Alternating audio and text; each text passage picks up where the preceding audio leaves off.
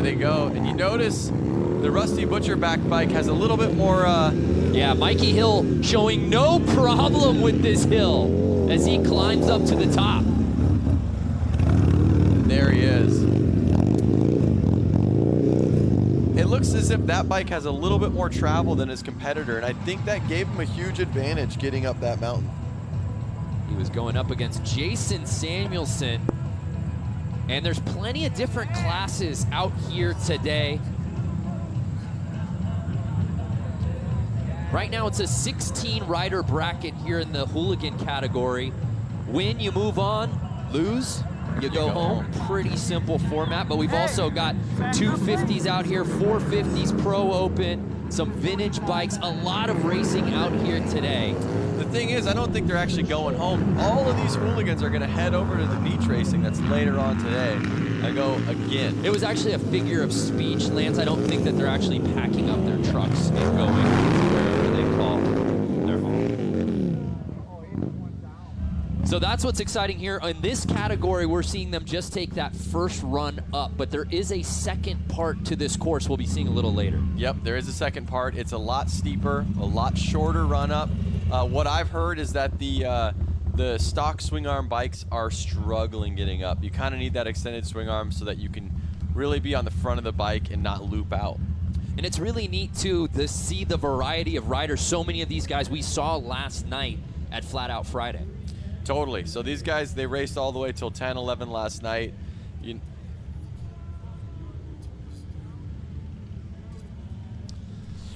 Well, it's not just Lance and I out here in the booth. The third member of our team, Diana Dahlgren, is fighting the conditions out on the course. Diana, how is it out there? You know what? The drizzle is starting to come down, so I'm actually going to go ahead and put my hood on. Hopefully it'll save me for a little bit.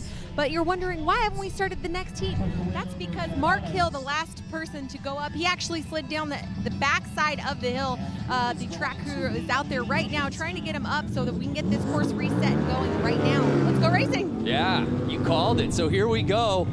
3X taking on 19X. Scotty 3X is actually an engineer for SpaceX when he's not out here racing. So these guys are truly hooligans, working the 9 to 5 and getting out and racing on the weekends. It was Scotty Jones that's pulling up the rear.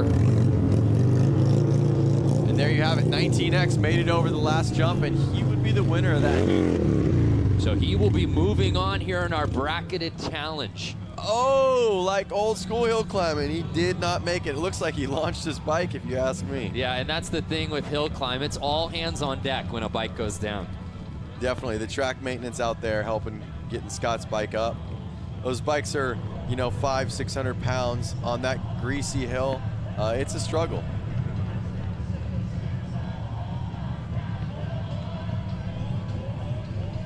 Guys, you know what? As the drizzle starts to come down, let's talk about these dirt conditions. I'm going to run you through this. As you can see on the course, there's light. You can see the dirt looking a little bit lighter, and then you're going to see patches that look very heavy. You guys, you might as well hop on a snowboard and start shredding the mud, because you literally will slip and slide down this hill. These bikes running with tires that are meant for a flat track are going to have some severe difficulties making it up this hill. We're going to see a lot of guys wiping out here. Great point to be made, and right there, both feet off the pegs, slipping and sliding up the mud. And it looks like Mishler is going to take the win. You know, no, you know what? I think it matters when you pass. You're right. When you pass that jump, so.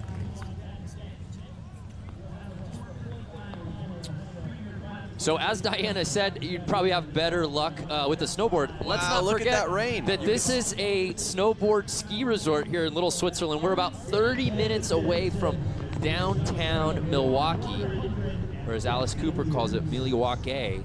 And it's been a wonderful weekend here of the 115th anniversary celebration. But now that rain you can start to see is really coming down. Yeah, you can definitely see the rain, and look at these riders coming down the hill. Yeah, now it's chewing up terrain. Yep. We talked about it, and early on we thought the riders would have an advantage here on this course because maybe it's going to get progressively muddier. But now I think the later we go on, you're going to see faster starts. You are going to see faster starts. You're noticing there's some good lines kind of getting built up at the starting line. That's going to keep them tracked in and going straight, which is going to help keep their momentum moving forward. But you see this rain coming down, so I don't know how much that's going to affect the mud out there. So it's 19X getting the hole shot early, but now 45 making the pass. Oh, he's just on the gas. He didn't slow down one bit. So they both split the moguls, but it was 45 that takes the win. And Flaherty will be moving on. He made the all-white kid on a muddy day. He made that look easy.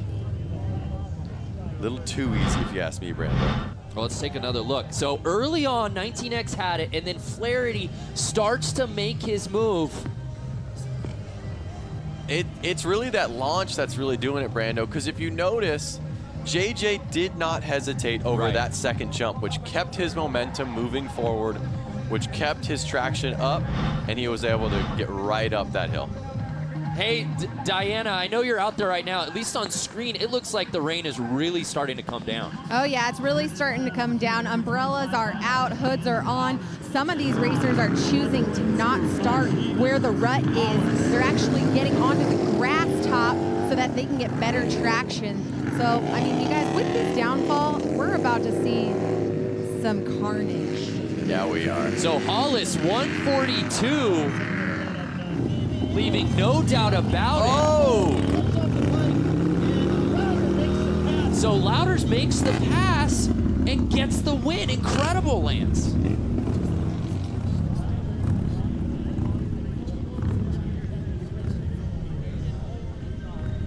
Oh, so I'm hearing in my ear right now that actually the 142 No, did Hollis win.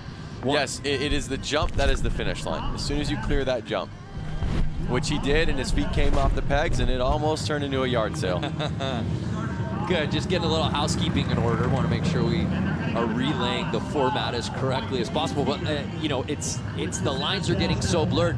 You see the rain coming down. But talk about that. Now that these guys have some wheel traction from the start. Well, the thing is, the rain's coming down, and there are the ruts there, but like Diana said, they're actually kind of not using the ruts, because what I think's happening is the rain is actually puddling in there and actually turning into a mud. If it was dry, I think the rut would be the best decision. And look, these two guys are both going in the they're rut. They're backing into it.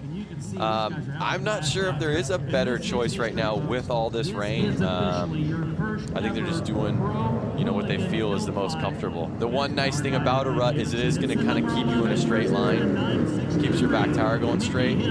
So here's Schruffler versus Hill. And these guys are neck and neck going into the terrain. Both of them avoiding the moguls. And it looks like Schruffler has the lead. Will he hold on? And he's got it. He does. Oh, that's the biggest launch I've seen on a hooligan bike yet. So good. So the best head-to-head battle we've seen so far here today in the hooligan class, and it's Schruffler taking the W. He moves on. Here it is where he just took off on him. Look at this launch. Watch this launch. Woo! How's the air up there, Jason? Reminds me of some Evel Knievel stuff.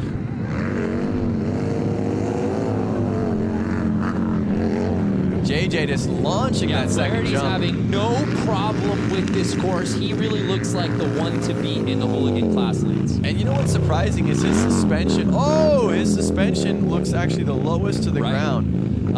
But he does not hesitate to launch any of those jumps. And you can see that that second jump, he launches it, and that's really giving him the advantage against the other riders. I'm wondering who's going to pick that up or who's a little scared to take that on.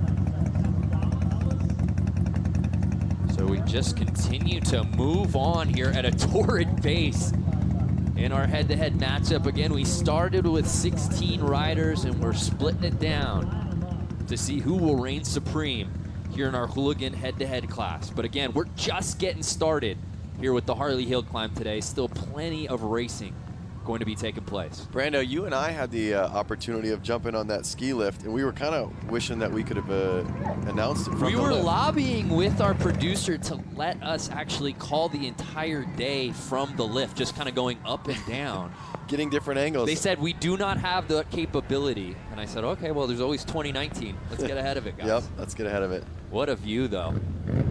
And you see they get up. You're not allowed to take it down. A guy up there, his name fails me, kind of hooked it up and let us ride down on the lift. Yep. So these guys coming up, they actually have to slide back down the hill. Yeah. They don't even give you a sled or a saucer or anything. You just literally have to sit down on your backside and ride down the hill.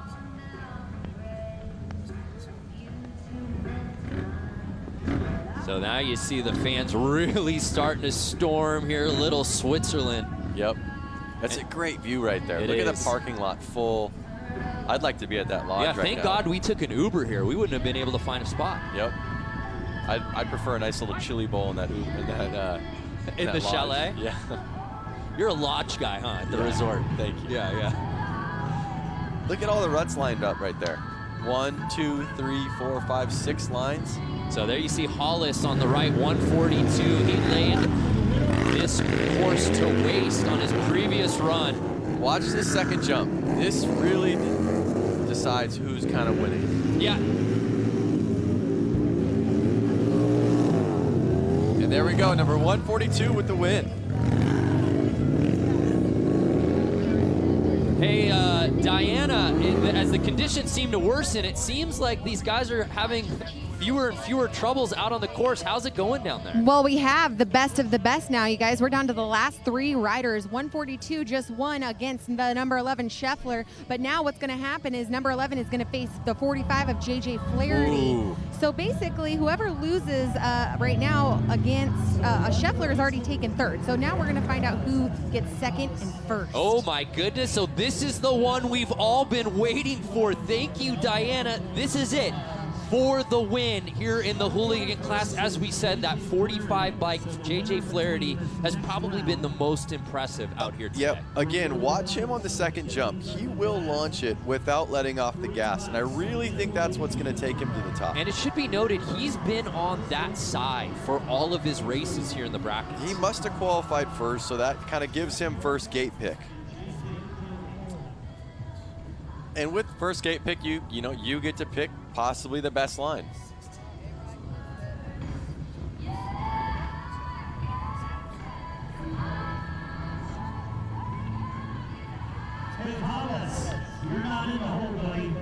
So with this, the winner will continue on. There you see 45 Flaherty and Hollis 142. Now notice Flaherty, he's actually wiping his goggles to try to be able to see. Now you see him shrugging his shoulders.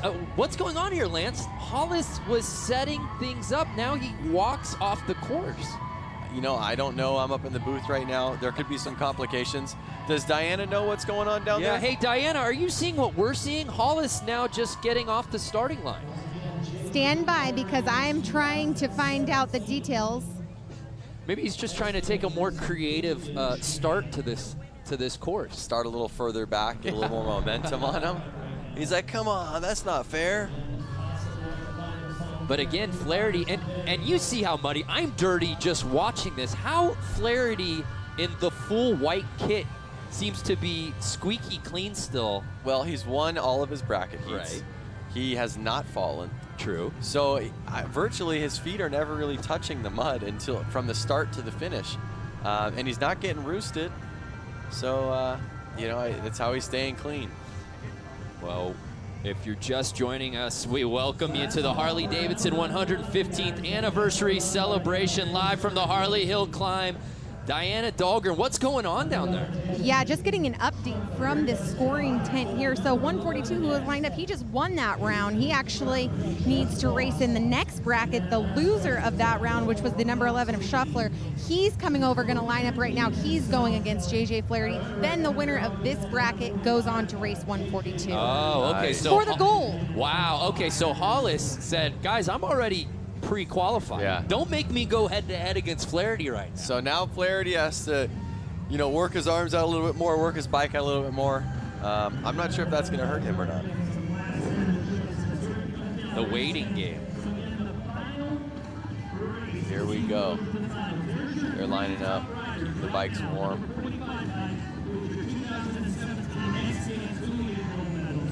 Like you guys were saying, JJ Flaherty might be the guy to beat here, you guys. He's a 2017 X Games gold medalist, hooligan winner. He competes in multiple classes last night, and one that we saw him take the win in And they're off. Yeah, here we go. So Flaherty looks, oh my goodness, they're neck and neck. It's all going to come down to this, Lance.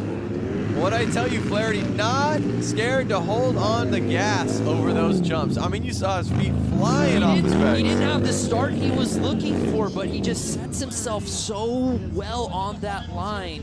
There's no stopping him once they get to those moguls, and neither of them are taking that route, but that's really where he separates. Watch his feet. Boom, off the pegs. He regroups and launches it twice as far, 3 times further than his opponent. Yeah, really good point. And one of the things to think about is their feet are getting very muddy down there, and these bikes aren't necessarily meant to be ridden in this mud. So when they hit those jumps, their feet just fly off. It's like ice. Can I come back on? I don't know if the rider's left line is just running faster or if it's Flaherty that's running faster, but there you see 142 Hollis. So now, as you said, Diana, he's already qualified. So who's going to take on 142? So this is Flaherty. So now Flaherty will be moving on, correct, Diana, to take on Hollis? Exactly. And then another thing to keep in mind, guys, is Flaherty is lined up on the left side of every single bracket he's just raced. He is now, 142 has just chosen the left side, which is his preference. So now he's moving to the right. I was just going to say that. Another thing to look at while you're looking at the starting line, their tires are now 4 to 6 inches deeper into the ground. So this could hold Flaherty back on this start. We'll see. Will Riders Right be Flaherty's kryptonite? We're going to find out right now. This is the battle we've been waiting for. Hollis v. Flaherty. As Diana said, Flaherty so accomplished a gold medal at X Games just a month ago. Can he win it right here at the Harley Hill Climb? Now Flaherty, like I said, his feet fell off the pegs last time. We'll see if he's going to remember that and try to hold on a little bit tighter for this setup tabletop jump. And let's see how much 142 launches that second jump, because I know he's seen Flaherty. Hollis has been watching JJ. Guaranteed. So let's see. Bike problems. No, not the time. I mean, these bikes have been put through the ringers racing up that hill. This is not the time you want to see any sort of concerns over the bike. No. And of course, Flaherty literally just finished his previous run. You know he's coming off adrenaline right now. Hey, let's get this thing going. Yeah, let's go, let's go, let's go. I mean, the runs are so short. I mean, what is it, maybe 20 seconds to get to the top? Oh, I don't, and Diana, it looks like Hollis is switching out bikes. Yes, so there is a rule. They are actually allowed to borrow a bike, so he had technical difficulty, couldn't get his bike running properly. He is now going to take over bike number 34, and he is getting the crowd going, you guys. And I know you can't see it right now. There are thousands of bikes in the parking lot, and this entire hill is lined with a crowd, and they are so excited to see this guy switch out his bike and see if he can take the win right now. Yeah, there's no shortage of bikes. If 34 didn't come up, I'm sure he could grab one from the parking lot. What a win it would be on a borrowed bike if he can do it right here against Flaherty. Here we go. Watch this first jump. Oh, feet off the pegs again. Oh, Flaherty getting a little squirrely. Oh. Hollis has the lead. Can Flaherty catch up? Notice Hollis launched the jump that time further than I've seen him do it all day. And Hollis on the borrowed bike takes the win. That's just an incredible story. What a moment. Mere seconds before the final race set to begin against JJ Flaherty, who we thought was the favorite to win this thing outright. Hollis has bike issues, has to borrow number 34, and wins it. Such an incredible deal. And to be the rider of the 34 bike down at the bottom, you got to be pretty proud knowing that your beast can make it up there. What a moment. And that's really what this hooligan circuit is all about, Lance. No, it's all about friendship. I mean, you saw them at the top high-fiving each other. They're both stoked they made it to the final round. They're both stoked they made it even to the top of the mountain. Yeah, absolutely. So it's Hollis with the win. Let's head down to Diana, who's with the man of the hour. Diana. Congratulations, the number 142, but he is on the 34 bike. He just took the win with a sudden change in the game plan. You went from 142 to 34 for the gold round. Yeah, I don't know what happened. The bike was running great for the last run, and then went to line it up, and it just won't fire at all. I don't know. It must be something electrical or something. Maybe something to do with the rain, because it was like the ignition was gone. So you just took bragging rights at the 115th anniversary. What does this show the rest of the hooligan class about you and what you've got to do on hill climb? Well, I came from a motocross background, so it just shows all the hooligans that if you ride a lot, it doesn't matter what kind of riding you do. You can jump on a hooligan bike and you can haul ass. And so it's a lot of fun, and I would greatly, greatly tell people to jump on a hooligan, get a Harley or whatever. It's cool, it's fun, and like we do all these one-off events. It's great, and just have a lot of fun. Congratulations to the 142, Daniel Hollis. You want to say one more thing? Yeah, can I just say thanks to my sponsors, Milwaukee Harley, Fuel Cafe, Blue Moon Customs, WFO Racing Online, Von Zipper. This was an awesome show. Thanks for everybody tuning in, and thanks to Jeremy also for letting me borrow his bike, because obviously mine didn't make it. So thanks again. Pure talent here, guys. The 142, 115th Harley-Davidson anniversary. He takes bragging rights. So it's Daniel Hollis. I wonder if we call that a split win technicality with Jeremy Hobus, the 34 plate. So if you're just joining us, to kind of give you a scene of place, last night was Flat Out Friday in downtown Milwaukee proper. Right now, as you can see on our beautiful map, we're at the hill climb, a little further north, a little further east. But our day's just beginning, Lance, because we're going to be hitting the beach later this afternoon. I'm excited to go to the beach. The beach racing is trog, and it is something that is very, very historic in the motorcycle racing world. So just like that, we move on to a different category. It's the 250 Pro timed event, and these riders get to go front and backside of the course, Lance. Yeah, so we got to see some of the backside course during practice, and we haven't shown it live yet. It's a lot steeper. It's a very short run-up, and I saw a couple guys on these bikes not able to make it up. So here we go. Do these guys have extended swing arms? I can't see from this view, but kind of looks like it. Yep. Diana, do you see extended swing arms down there? Oh, yeah, guys. So these are 450s with extended swing arms. I talked to a couple of the riders. You will see some 450s without the extended swing arm. It's just a matter of preference, but they do say that on the backside of the course, they will need the extended swing arm. Yeah, so I ran into Jeff Wick when I was down there in the pits, and he's on a stock 450, and he makes it up the front just fine. But when he got to the back, he was unable to make it. He took a couple tries, and we'll see if he tries right now.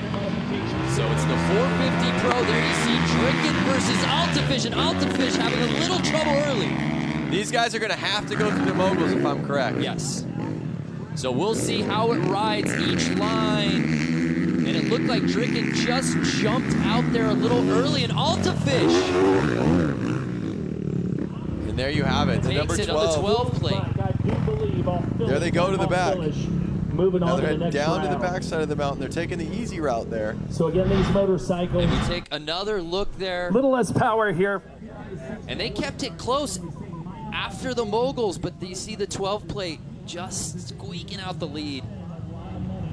I'm not sure what it was. I think the moguls, they went into the moguls kind of side by side, and I think the moguls are really gonna separate the men from the boys. Yeah, it'll be interesting to see. Looked like Dricken pulled out a little early. But again, that's only one part of it. Now we're getting this backside of the course. This is a little bit more of a truer sense of a hill climb. Not as traditionally steep as we see with most hill climb races. You get up really quick. Well, the thing that they're dealing with right now is the muddy dirt. And again, look at the run up. It's one bike length. So maybe another 8 to 10 feet in front of their bike. They get up to speed. And then they got to try to gain speed as they're going straight up. And here they are. And here we go. An Altafish leading, no doubt about it. Easily crossing that line first. And on the backside of the hill, it's going to be the number 12 once again. So he will push to move on. So with that, The winning the backside is what wins you the head-to-head. He moves on. So this is racing for seeding right now. Oh, so this is what's going to let them choose where they're going to start on the backside. So 328 easily winning on that front side. But again, it really comes down to that backside, as we said, for seeding purposes. And again, Brando, look at how long those swing arms are on that bike. It's really helping them in conditions like this where they can stay on the gas and the front end does not lift up as easily. Yep. So you can see here they come into the moguls. Oh, did the 328 kind of, you know, take a little bit of a cheater line and exit out of the moguls a little earlier than he should have? That's the one thing you got to keep your eyes on. I mean, that's not really being judged. I guess we're on an honor system at this point. But we saw that with Dricken, too, on that first race. Seemed like he got out just a little early. So here we are. I'm curious what's going to be the line of choice throughout the day. Right. It was riders right, if you're watching the left side of the screen, that seemed to have success early. Yes, that is correct. And notice how long these bikes are. It's hard to even move them, and not to mention how wet it is out there. Could you imagine if they didn't have those wood planks behind it, and they were roosting the fans behind them? So this is what matters most when it comes to seeding. This backside up the hill race. Oh, getting a little squirrely. Oh. And it's 328 taking it. But that thing was wide open. And it was David Brandenburg. Old school hill climb. Taking the win in that one. With the paramedics helping 76 get up the hill. And now notice 76 was on a two-stroke. I wonder if that didn't help him getting up that hill. And just like that, we come back down to the bottom for the front side. Absolutely. So here we go. And we're off. It's going to be head to head. Let's watch him in these moguls right here. Ooh. Number 914, looking great. And it's Luke Sapala crossing the line first. He was going up against Nathan Priebe there on the 94 plate. Last year in pro hill climb racing, making Let's take another look. Devil's Staircase, Oregonia, Ohio, As you see Sapala with a podium finish on that rider's left. Watch him in these moguls right here. Feet coming off the pegs. They're just holding on. That's what I love. I would say textbook, but I don't think there's anything textbook when it comes to this course and these races. You just hold on. You're right. Now let's see which gate the seeding winner chooses. Yeah, this will be interesting to see if Sapala. We've seen it both ways. Now notice also, look at the ruts on the starts. The ruts are now, from the rider's view, going left, which is going to affect them. If they go in there, they're going to go in that rut. So is he going to drop into the rut, or is he going to stay out of it? Myself, I would stay out of it. I would stay to the right of that rut, to the rider's right. We'll see what he chooses, though. But none of those bikes are going to be here today. It would just be too tough to start those nitro bikes on the backside. That's tough. I haven't been down to the bottom, but you see he just dropped into that rut, but now he's going to have to follow that rut. He's not going to get out until he's past it. And look at how deep it is. Look, his whole foot's dropping in it. Sapala on the right-hand side of your screen. He has lane choice. That makes Nathan Priebe on the left-hand side, your underdog. And we see now that most of the riders favoring that right-hand side. So see, he's getting out of the rut. Now he chose to be on the left side, which I wouldn't get on the left side because he's going to be able to fall back into that rut because the rut goes right in front of his direction. So I myself wouldn't have, but he has some reason. I'm not looking at the hill from his angle. Maybe there's a big rock on the hill. Maybe there's a big tree stump. I'm not sure. We're going to see what happens. And we didn't see the hooligans take this part of the course, so it just hasn't been ridden a ton for these guys to kind of get an eye on how it's riding. We've seen both sides have success early here in this class. And we're off. And again, Luke Sapala.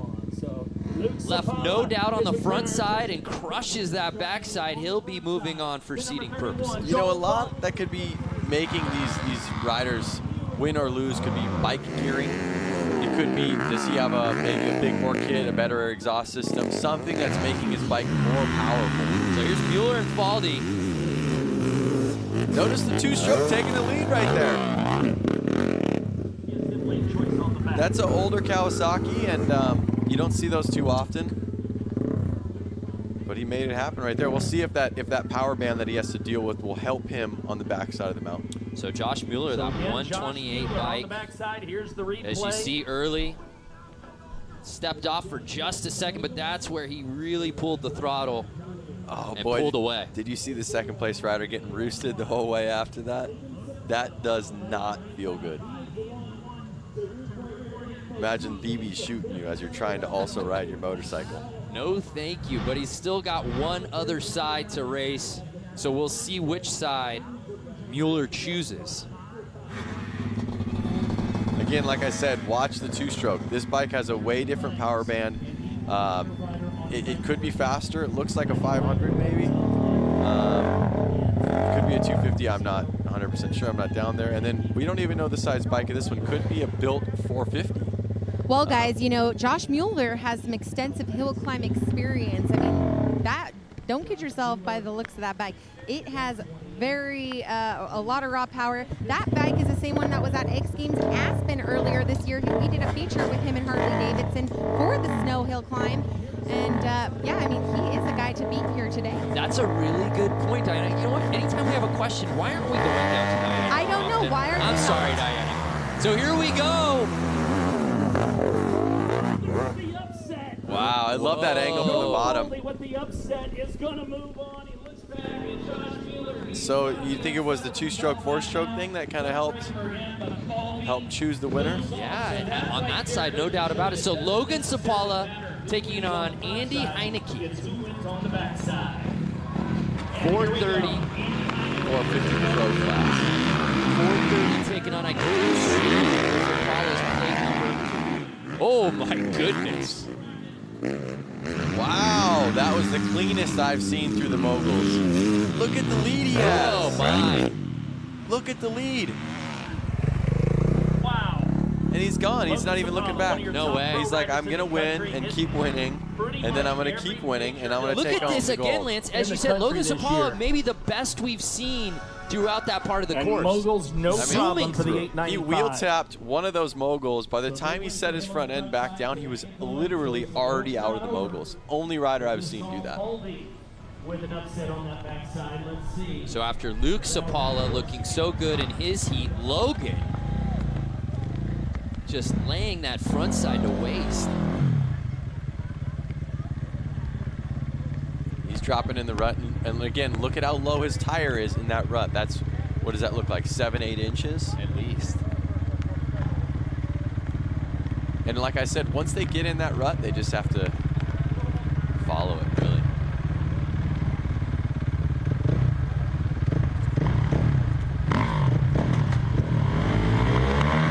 Guys, you know, we're celebrating 115 years of Harley-Davidson, and of course, with that comes the hill climb. You know, this has been being done for over 100 years. You guys got to check out the Harley-Davidson Facebook page after you're done watching us live here today. Check out some archives of the hill climb. It's pretty spectacular to see what these guys did years and years ago. Yeah, absolutely. One of the oldest things we've seen here in this country. And Lance, you and I got to go check out the Harley-Davidson Museum yesterday. That was amazing. Yep, and I mean, to think at the technology that these guys are riding on right now with the suspension and the engines and the power and the gear that they're wearing. Back in the day, it was, you know, a leather helmet. It was a bike with no suspension and chains on the tires to try to make it up a hill. Back when you were riding as a kid. Yeah, back in the early 90s. But again, it's just incredible how far this sport has come, and it's just a tradition. But it always pays homage to the roots. That's always, what I love. Always. Even as the tech advances, the bikes advance, this is still one that will never go away. Nick Bronnenberg taking on Matt Altafilish, excuse me. Both of these guys looked good earlier in seeding.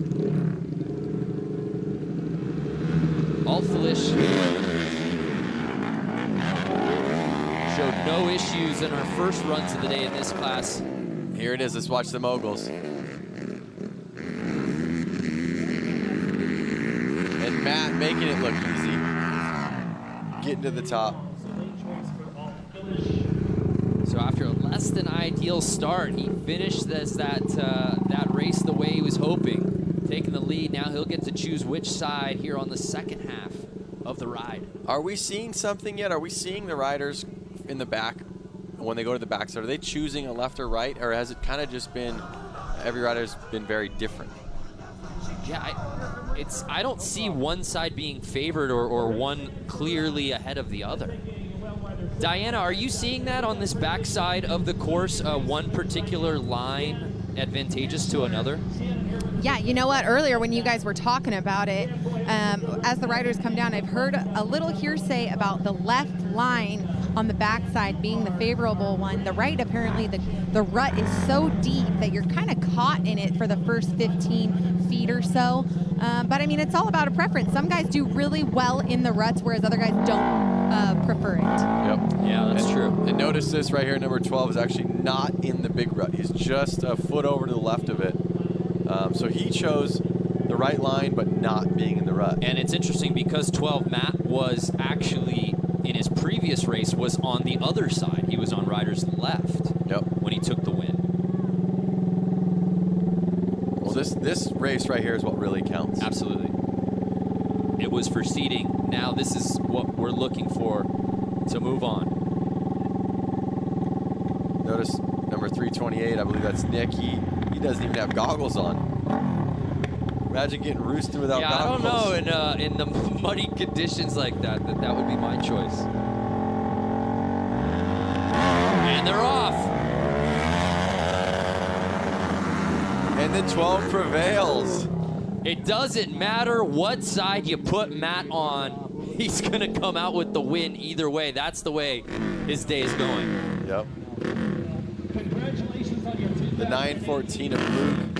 Looking great his last race. Another rider to keep your eyes on. Watch him in the moguls this time. Yeah, Luke Sapala looked so good in his previous race. Can he hold on? Oh, Valdi taking the lead early. Watch the moguls. Let's see if he can pull it again. Look at how fast he gets through. No problem, Lance. That is his section. And Logan did the exact same thing. Yep, but he goes, it doesn't even bother him if you're ahead of him. He goes, wait till we get to the moguls. Number 31 bike. That's been the great separator for the Sapalas out here today. And I love it, man. He's so quick to get to the backside. Yep. Let's go. My heart rate is up. Again, that's Luke Sapala. So it's good. The rain has seemed to subside, but we take another look. This is what we're talking about, Lance. 31 takes the lead early, but Sapala cool as the other side of the pillow because he knows once he hits the moguls, there's no stopping him. Just right through it. I mean, it didn't even slow him down. I'm wondering if the left side's a little bit easier. Running a little quicker. Could be. Now he is choosing the left side, it looks like. So we are not seeing that there is a left or right side that's better. Not at all, yeah. Last winner took the right side. This winner's taking the left side. He's deep in the rut. Notice his tires 6 to 8 inches down.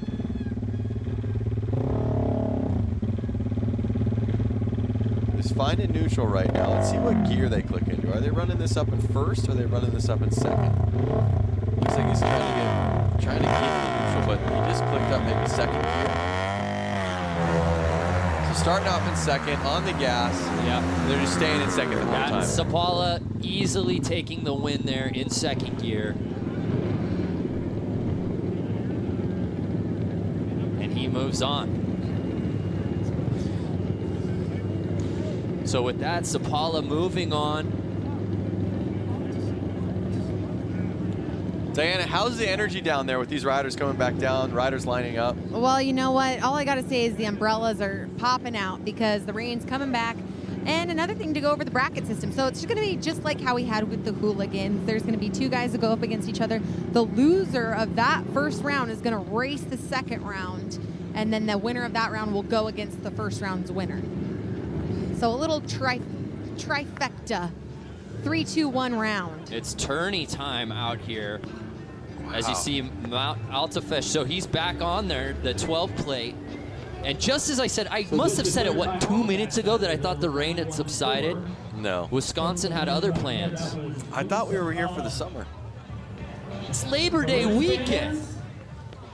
But still, it's been an amazing weekend. We're obviously out here at Little Switzerland today. We were in downtown Milwaukee yesterday for Flat Out Friday. People coming from all over the world for Harley-Davidson 115th anniversary celebration. We flew here, but I feel like we're missing out. We should have figured out how to get bikes here, huh? We should have, that's for sure. One thing I'd like to point out is notice motorcycle riding is very a eye sport. It's just you out there, right? But all of these riders have a team behind them. Notice the man helping him with his umbrella, holding his goggles. You have a whole support team helping you keep your bike dialed in, keeping you ready to race, so you can just focus on your racing. 100%. We, not me. So this is one we've been waiting for. Altafish versus Sapala. Both have looked so good on this course here today.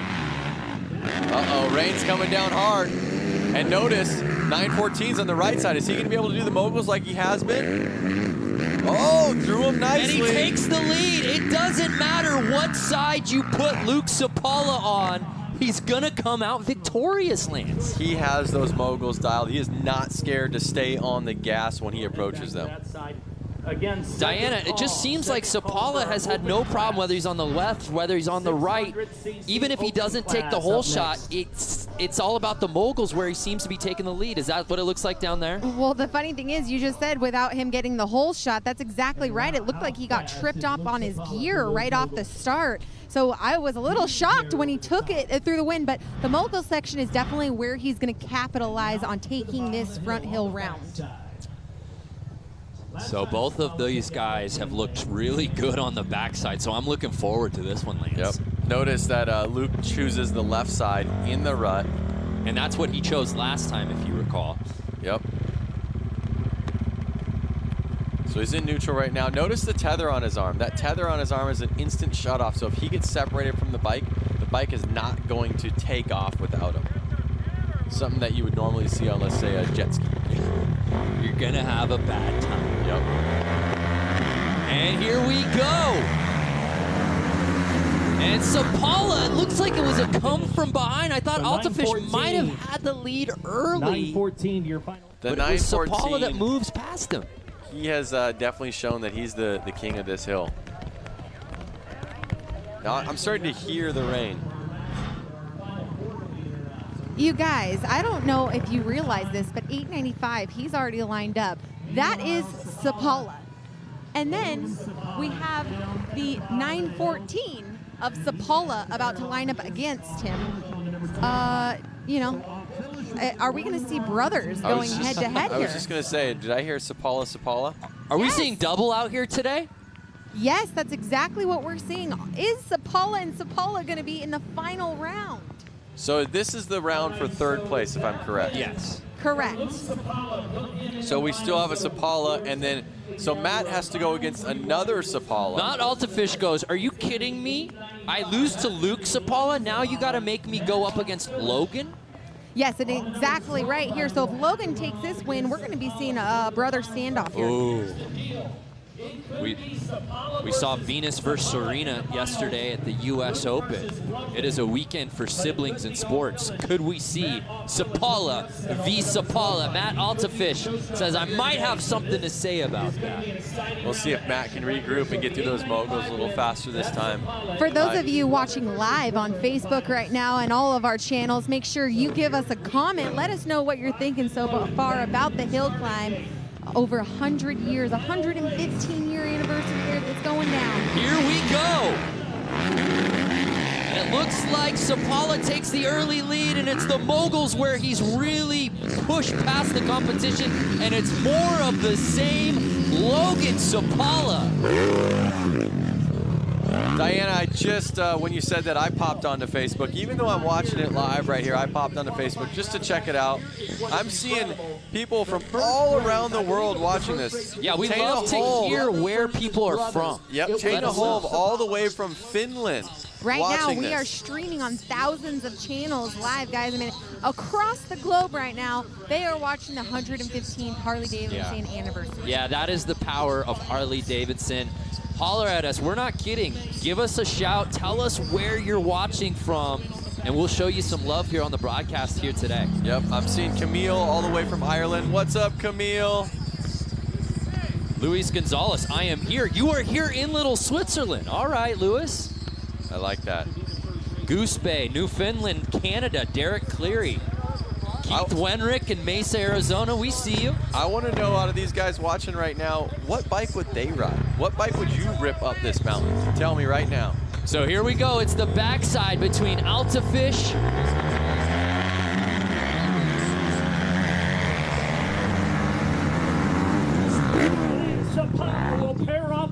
and Logan Sapala.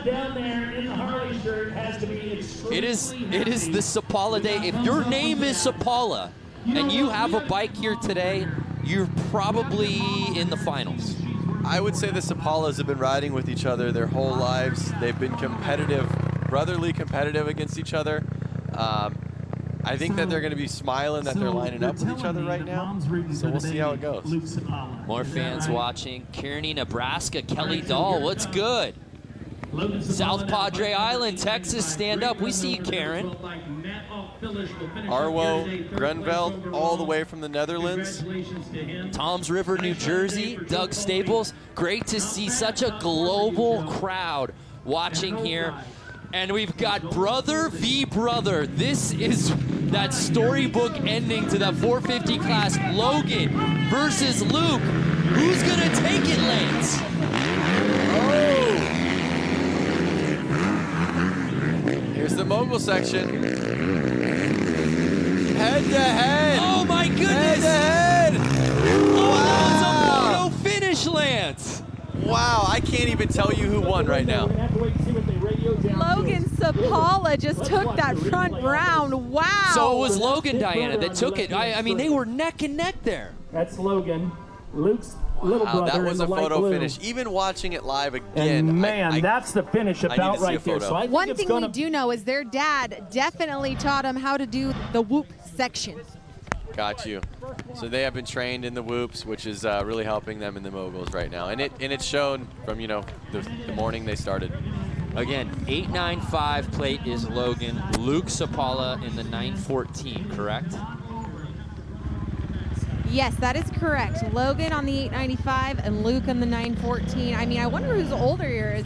Or are they twins? I mean, we're going to find out here shortly. I'm going to try to get some information on these guys. Get both of them if you can. It'd be cool to see their reaction at the end of the race. I'm sorry. You both are confused. They're actually not brothers. It's a pure coincidence that they're both Sapalas with the same graphics and the same bikes. Logan versus Luke on the backside. Who will reign supreme? And it's the 895. Logan with the lead. Yeah. Oh! Luke Sapala goes down. Luke sending it just past the finish line with the lawn dart there at the end. How about a race, fans? And Logan is just like, yeah, I won. I'm going back down. I'm going to do my interview. I want to meet Diana. Man. I want to meet Miss Supercross. Yeah, that's incentive enough. So it's Logan Sapala, but Luke made it interesting earlier. As you saw, Logan really had to round out that line, Luke. And of course, Luke had to go for style points there at the end. Well, let's head down to Diana, who's with our winner. Logan Sapala, the number 895. Wow, capitalizing off the mogul section. I keep calling it the whoop section. Amazing battle against your brother. It was a Sapala show off. Yeah. Wonderful. Well, I think we're getting a little bit of static feedback here in town. He's saying that it's going great for all you guys out here watching. For those of you watching live on Facebook, is there any last words you want to say to your brother? Pretty soon, so I'm going to enjoy it while I can. Okay, well, congratulations, Apollo brothers. I'm going to let you go the number 895. Let's see if we can get, I'm going to see if we can get Luke.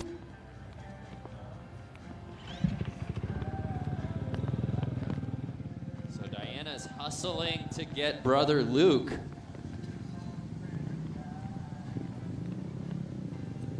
Luke Sapala, amazing racing all morning.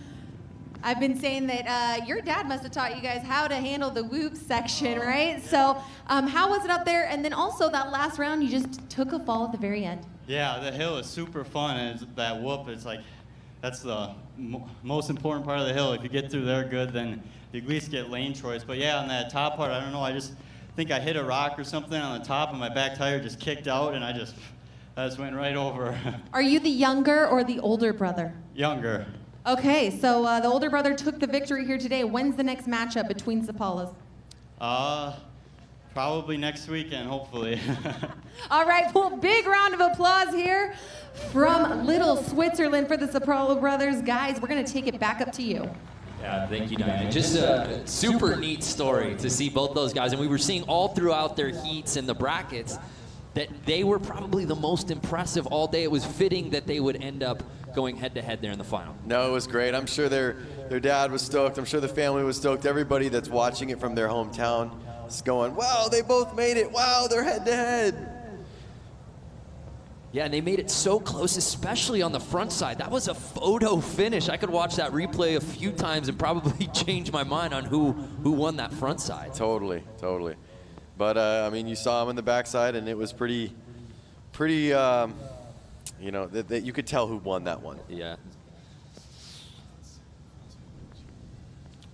Well, we're just getting started out here today at the Harley-Davidson Hill Climb. The Open Pro is the next ones. They'll also be hitting front and back here on the course. As you see the rains coming down here at Little Switzerland Ski Resort in Slinger, Wisconsin. It's so funny how you look around and you see some of the fans out there. Some are in T-shirts, cut-off shirts, just a baseball cap. And then you see some in full, you know, snowboard jackets, umbrella.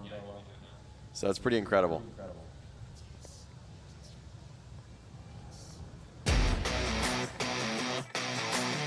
Years ago, two men, William Harley and Arthur Davidson, had a simple idea: attach a motor to a bike.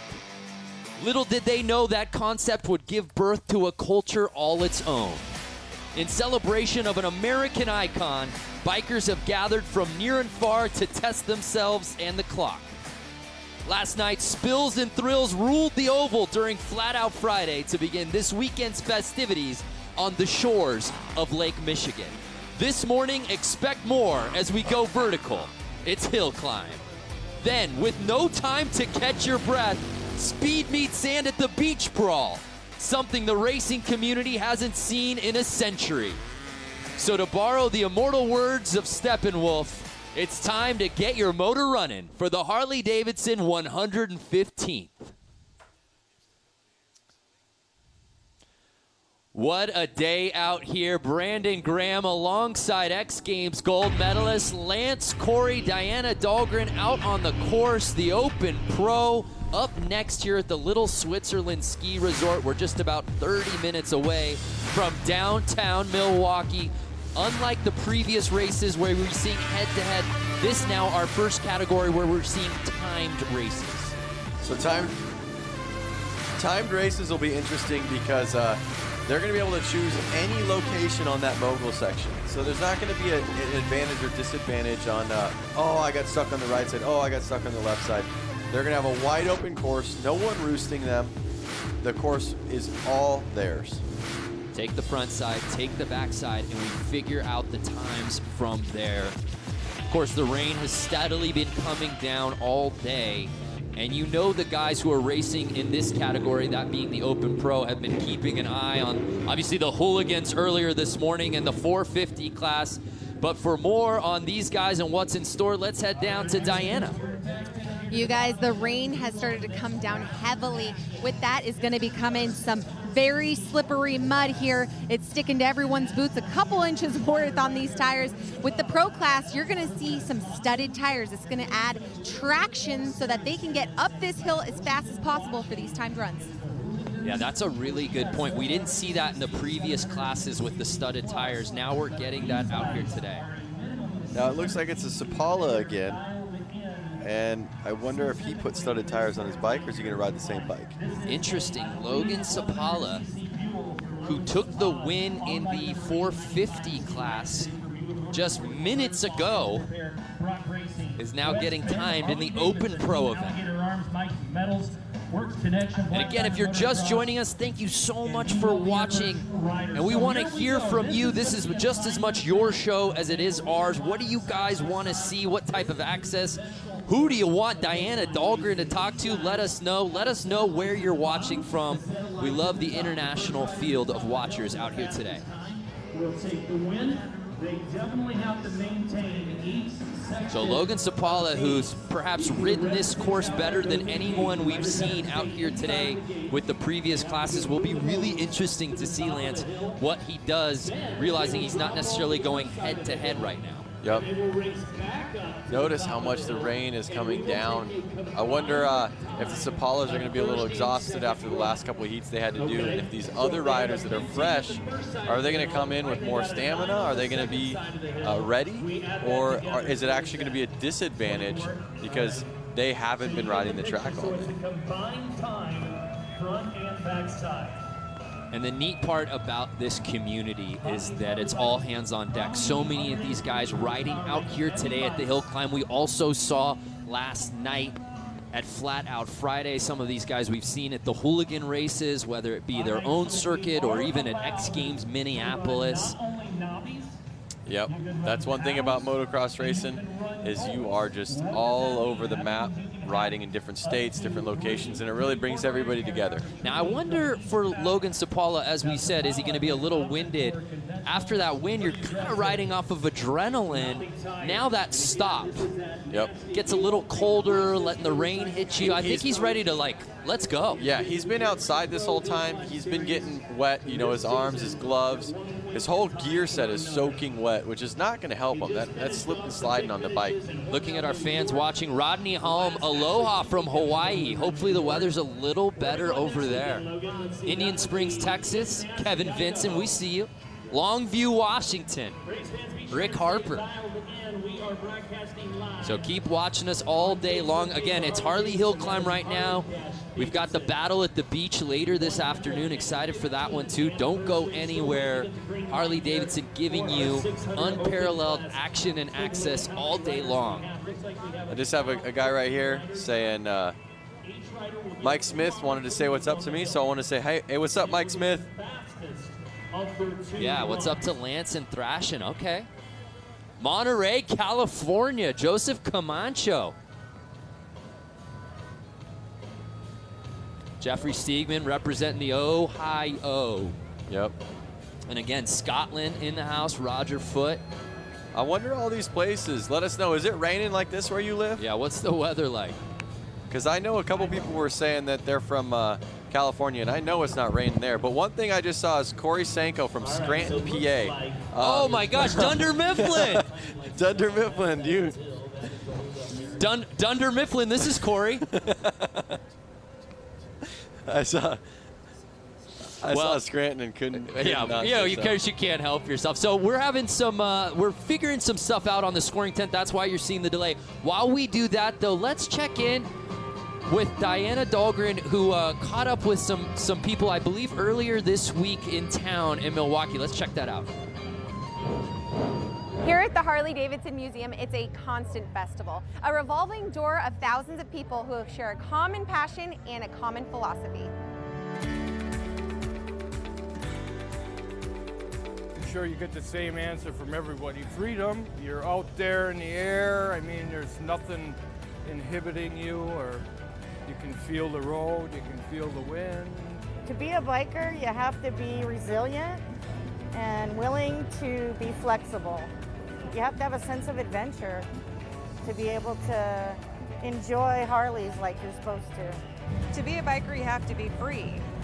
It gives you the freedom to go out and do the things you want to do. It's something you really have to do. It's not something you can explain, really. It's a part of just the whole camaraderie, the family. You get on one, you kind of forget what your problems are, you forget what you've done all day.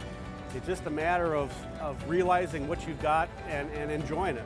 To be a biker, you have to be someone who loves to ride. I mean, that's the reason we do it. Something just kind of hits you here. It's just the rumble. I just love it. I get tears in my eyes thinking about this one. It's a way of life. It's something I've been doing for 52 years. And once you get on a bike, it's so free. It's just a freedom that it's hard to describe unless you do it. Freedom, camaraderie, way of life. There's no better way to describe it. Really cool that Diana was able to connect with some of the fans outside the museum. And we've seen it all weekend long, Lance. Everybody that we meet, it's just everyone's here for a reason, and they're all having the time of their lives. That's totally it.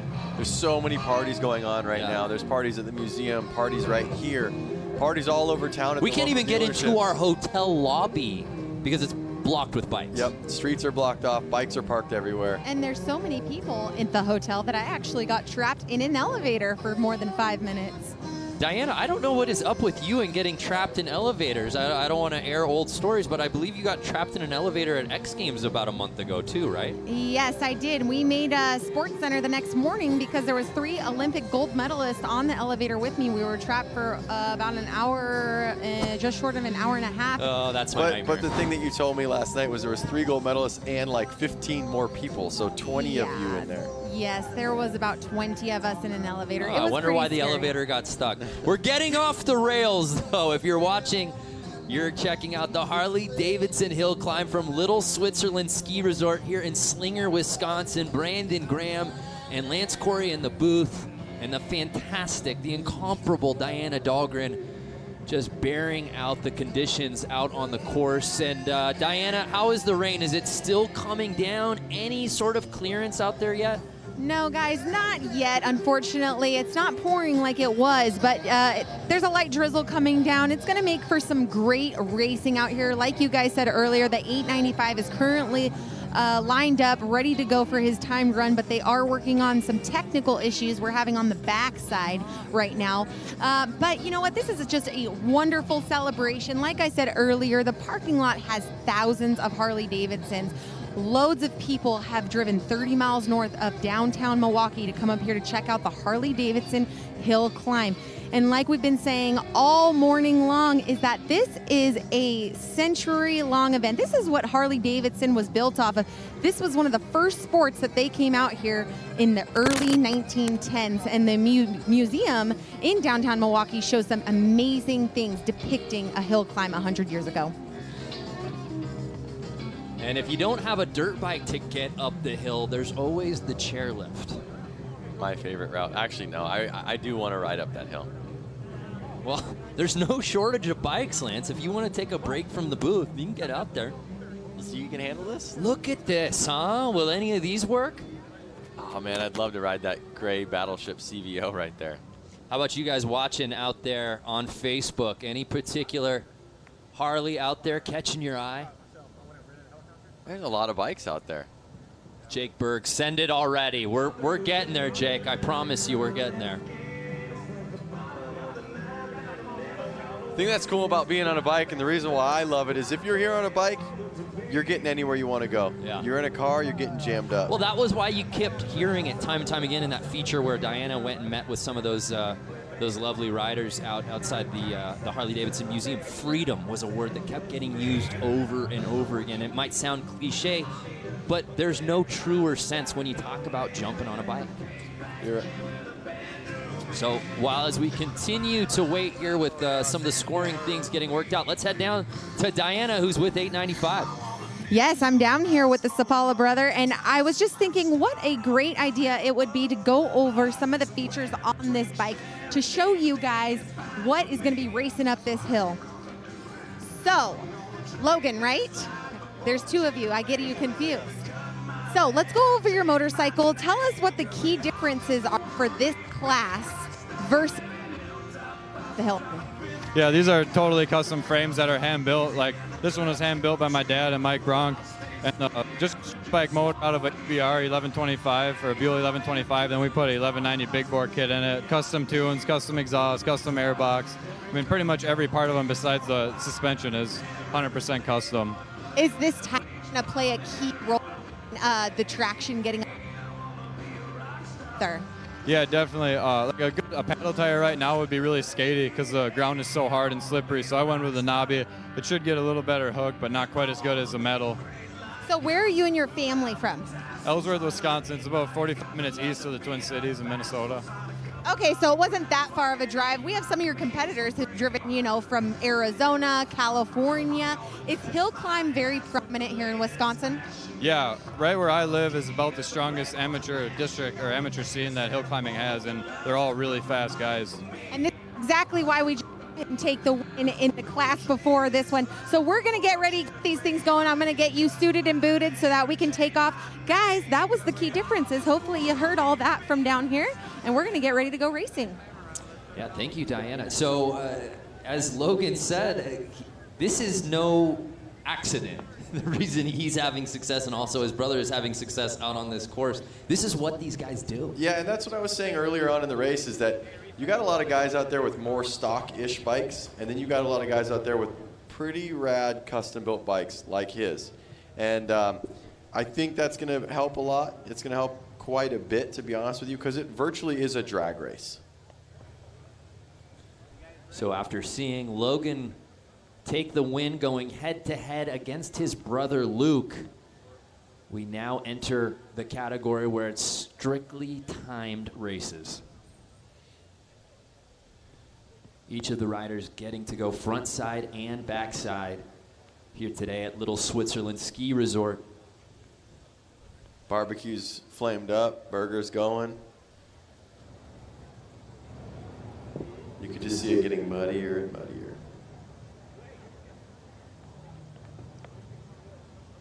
Brando, what do you think? You think you can make it up the hill? No doubt about it, partner. Are you challenging me? Not a challenge, more just, you know. You know what? Here's what we're going to do. We don't have bikes. And while we wait for this, maybe we could put the headsets down. Why don't we just run up this thing? On our feet. No, I was thinking doing handstands up there. Yes, on our feet. Okay. I mean, it's a timed run. We don't even have to go head-to-head. I'll take the chairlift.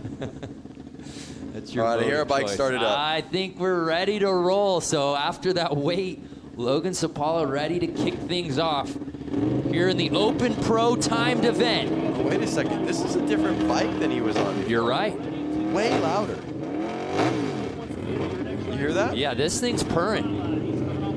And I know he just... And here he goes. He's had no problem with this course in the head-to-head. Will we see more of the same here in the timed portion? So he slows down quite a bit because it's such a powerful bike and the engine's probably so heavy that he didn't want to carry too much momentum into it. So a 13.589. So it's a combined time between the front and back side. He goes 13.589 on the front side. As you said, having to square this thing up and go right down the middle. Probably slower in the mogul section than we've seen him all day. Yep. Again, the thing is he's setting the mark right now. He's the first rider to set a time, so we're not even sure is a 13.5. Yeah, we have no idea to give sort of a frame of reference of what that means. But I think given Logan's prowess in hill climbs, his experience in this circuit, the fact that he's doing it right now, to me that feels like probably a pretty good leader of the clubhouse type of time.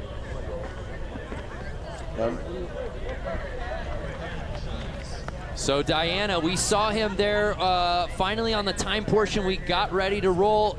Is he on a different bike now, Diana? Oh yes, like we heard earlier when I was talking to him about his bike, this is a completely different bike built, I mean, from the nuts and bolts all the way up to the top of the engine. But this is our silver medalist from X Games Aspen in the hill climb. Oh, that's right.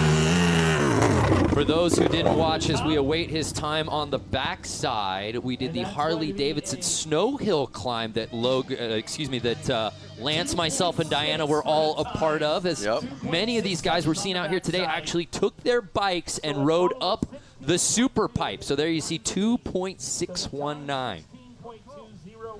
So I heard something about a 16 second. Yeah, so the combined run one score coming in time, a 16.208 for Logan Sapala. The bar officially set. So it's 127. Here's the mogul slowing down a little bit. Getting through him. Oh! And Lloyd Mueller getting hung up in the moguls, and the bike goes down. Like traditional hill climb, they don't always make it to the top. You will get another crack at this. This is round one, but not the way you want to kick off your first attempt, especially in the timed portion. No, it's not. Your confidence goes a little bit further down, a little bit more nervous next round. So let's see where it goes wrong, Lance. He goes in, and you notice his frame, he stalled. Yeah, he stalled. He stalled, and then his frame hit it, and it just wasn't going to help. So he slowed down a little too much. Maybe he wasn't in a low enough gear. So the question I have is, this is obviously a throwaway, on the front side.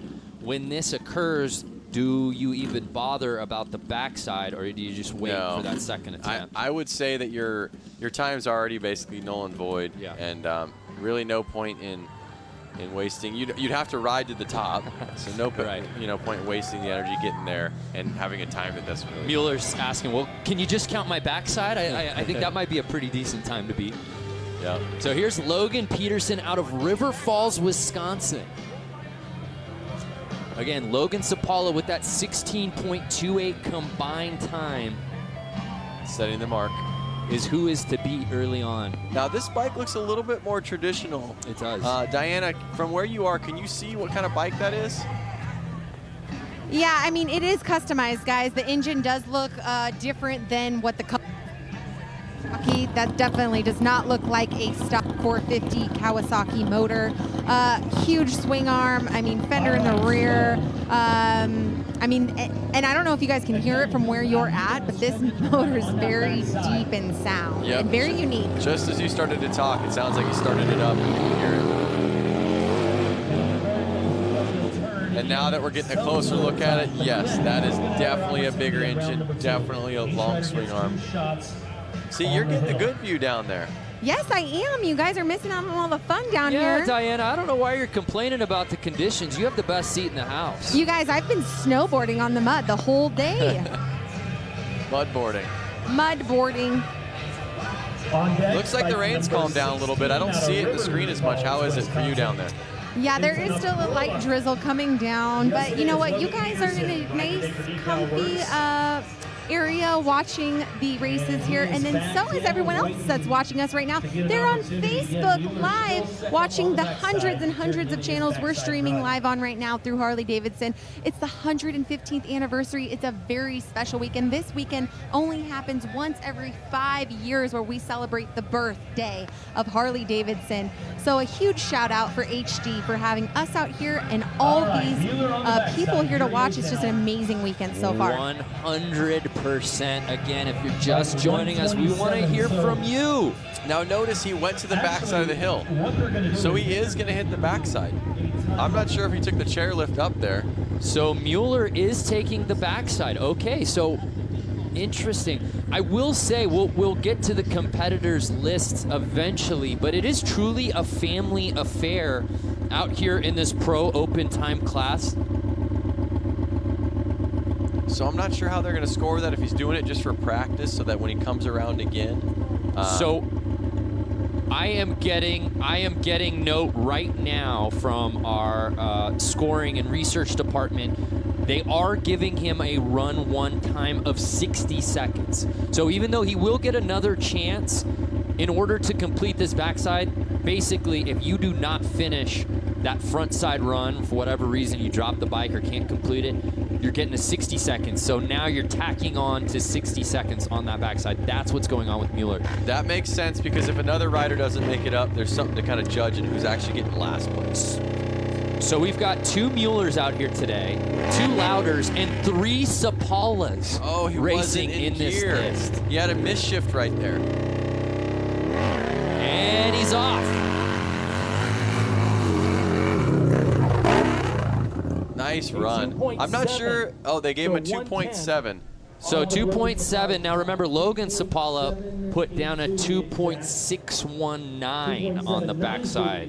So he's a little bit behind right now. Logan obviously is setting a pretty high standard. So with that 60 automatic on the front end, that gives him a total combined run time of 62.792. But we move on to Logan Peterson in the number 16 bike. Switzerland Ski Resort, the epicenter for hill climb racing today. And I'll tell you, I love the rain.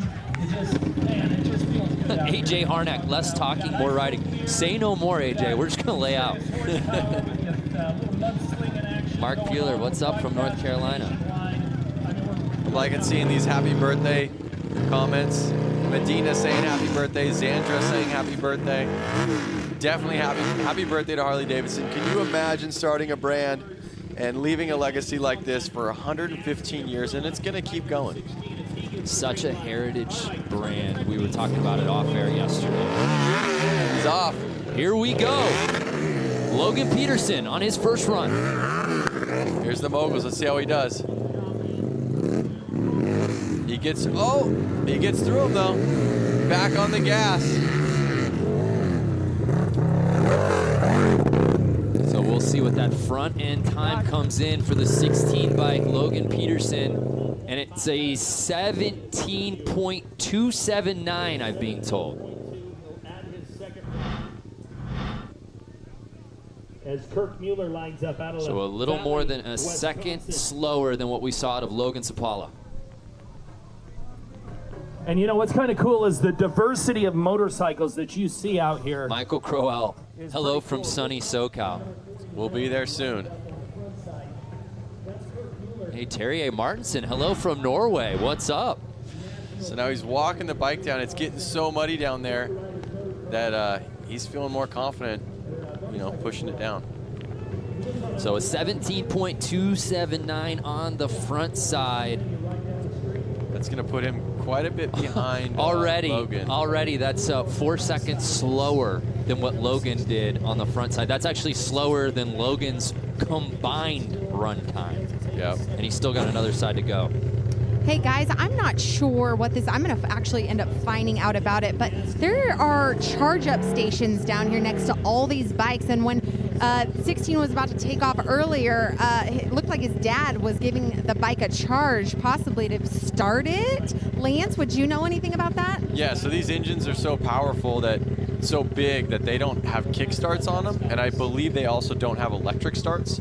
So they actually need a machine that'll come up and start the bike for them. And you can see one right there on a dolly, that red dolly. That actually starts their bike up for him. So I think that right now he's a little worried he doesn't want his bike to stall, otherwise he could be kind of stuck at the bottom of that mountain without that starter that you're talking about. Yes, that's exactly what I was seeing. Okay, great. So yes, his dad did just start him up down here, and like you just said, they are going to want to avoid that for any kind of race delays as the rain starts to absolutely pour down here. I was just going to say, it is really coming down now. Look at the tires caked with mud. They look like mud balloon tires right now. And again, that rut's even deeper than it's ever been. And the 16 bike, Logan Peterson on the backside.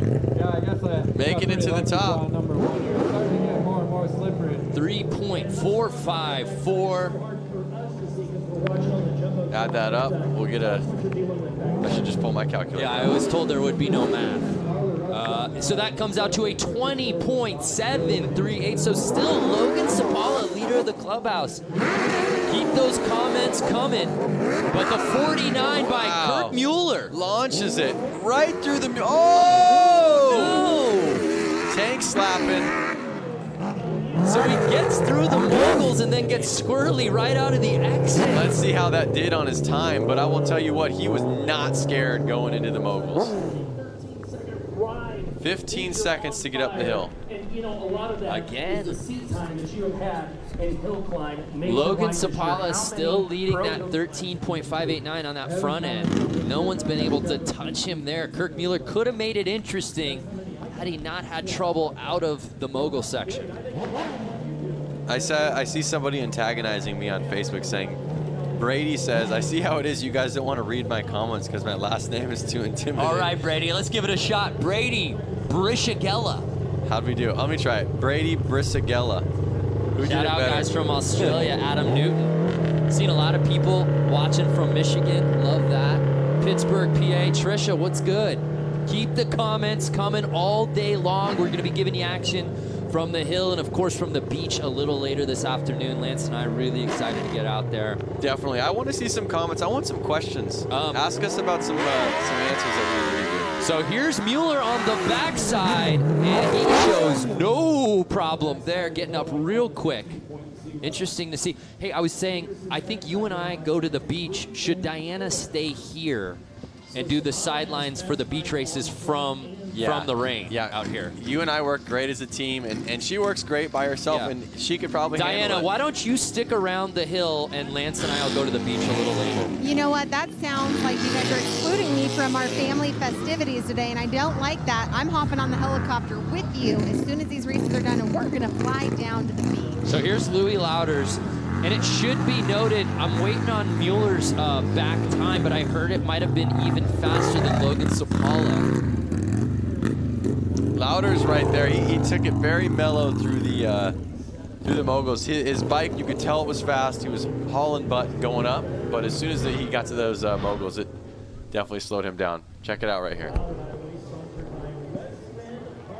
Comes up to the moguls, puts his feet down a little bit, has to slow down. Kept the bike running. We saw the Louders brothers in Aspen. Yes, we did. The X Games Aspen back in late January. They're at a West Bend Harley-Davidson, which is actually a local Harley shop to the area. Rich Luciano, my 5 wives and 23 kids in Utah love this.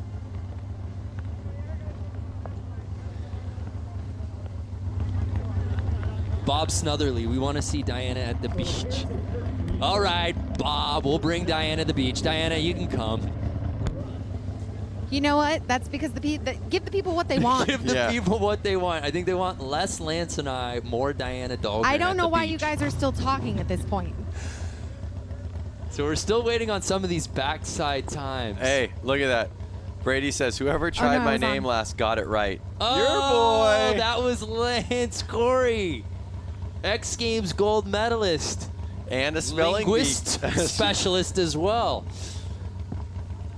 Robbie asks, so it's a dirt bike with a Harley motor? Yes, a lot of these bikes are custom made, and they're having street engines in them. Diana, what do we have going on down there? You know what? There's a lot of things happening down here. What I will tell you is happening right now is that people are running into the chalet to get out of the rain, and then if they don't have, most people though are throwing on ponchos, and actually guys, that's what I'm getting on. Next time you're gonna see me, I'm gonna have a Harley-Davidson poncho on because it's just pouring down here. Charles Anderson, first time watcher, long time Harley rider. Love to hear that. Welcome, Charles. And Latowers makes it up there without a huckabuck, making it look easy. Let's see what his time is. 3.62 on the back end. So again, Logan Sapala is still leading with the combined run times, and that's what matters most, that 16.206. Kirk Mueller right behind him with that 17.372. It should be noted as we move on in this contest, Kirk Mueller has the fastest backside time with 2.3 on the dot. I'm reading one right here. Scott Bowling, he's saying, remember doing this stuff as a kid, I wish I still was. We had a rider last night, 78 years old, win his class in the flat track races. Yeah, I saw that guy. That was amazing. He looked just like Regis Philbin. It's never too late, people. It's never too late. So here's Luke Sapala, much like brother Logan, having no issue with the front side. His time coming in 15.085. Watch this again. Watch him through the moguls. Yeah. He was crushing the moguls on his 450. So the younger of the Sapala brothers, who lost to his brother in the previous class final. Luke on a Harley-Davidson some ground. On 914. So 15.0. Brady's local. Brady's saying he might have to stop by and say what's up. Brady, come on through. I see some people asking what size Harley-Davidson engine is it. There's a variety out there. I have seen some 80-inch Evos I've seen this is a Sportster engine right here, 1200 cc's, but these bikes are built. You can hear them. They are definitely fast. I'm not sure what they have them, you know, built up to, but 1200 plus cc's, that is for sure. And you can imagine they were just on 450 cc's, so over double the power. Dylan McClellan. Hey guys, it's a nice 90 degrees here in Florida. All right. Dylan, you don't have to rub it in. On that Harley, a time So Luke Sapala really picking up where he left off in the previous class. That backside time actually beating older brother, a 2.391. Still a second slower, though, when you combine his front time score. But again, the Sapalas really the ones to watch. And there you see the rain coming down. We move on, though. Dan Louders. Oh! Just like old school hill climb. All or nothing right there with Dan Louders. And Dan got shook. Let's hope that Dan's all right. I could see that he's breathing, and I think he's just laying there in awe. Yeah, I no think he might be, on. No, let's watch this right here. Oh. Oh. Yeah, he goes. Definitely got the wind knocked out of him right down hard there. on the wrists, and hopefully he's just mud angeling down there. He's up on his feet. That's good to see. So right there, Dan's got a Evo Harley-Davidson engine, something that was built more in the 90s. But I have seen that bike, and it is definitely built. Woo! That bike took him for a ride. Lonnie Richter, the brothers own the hill today. Yeah, there's no doubt about that. Sapala's looking so good out here. So with that, of course, Louders unable to finish the front side. He'll get that 60 seconds automatically tacked on for his front end run time, and he'll get a crack at that backside. Hill support right there to get Dan off the mountain. You can see their shirts starting to soak. Look at the tire covered in that mud. Just caked that back tire, my goodness. So he's riding, it looks like he's riding down, Lance. Yeah, I wonder if he's not going to make it to the top this time. He got the wind knocked out of him. He hit the ground pretty hard. Love from Italy, ciao. What's up, Fabrizio? Come on.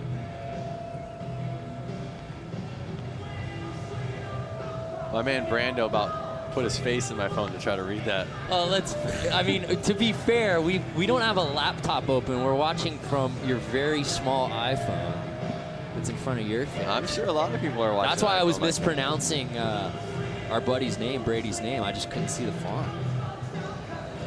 We move on to bike 128, Josh Mueller, not to be confused with Kirk Mueller, who currently has the second fastest time of the day, behind Logan Sapala.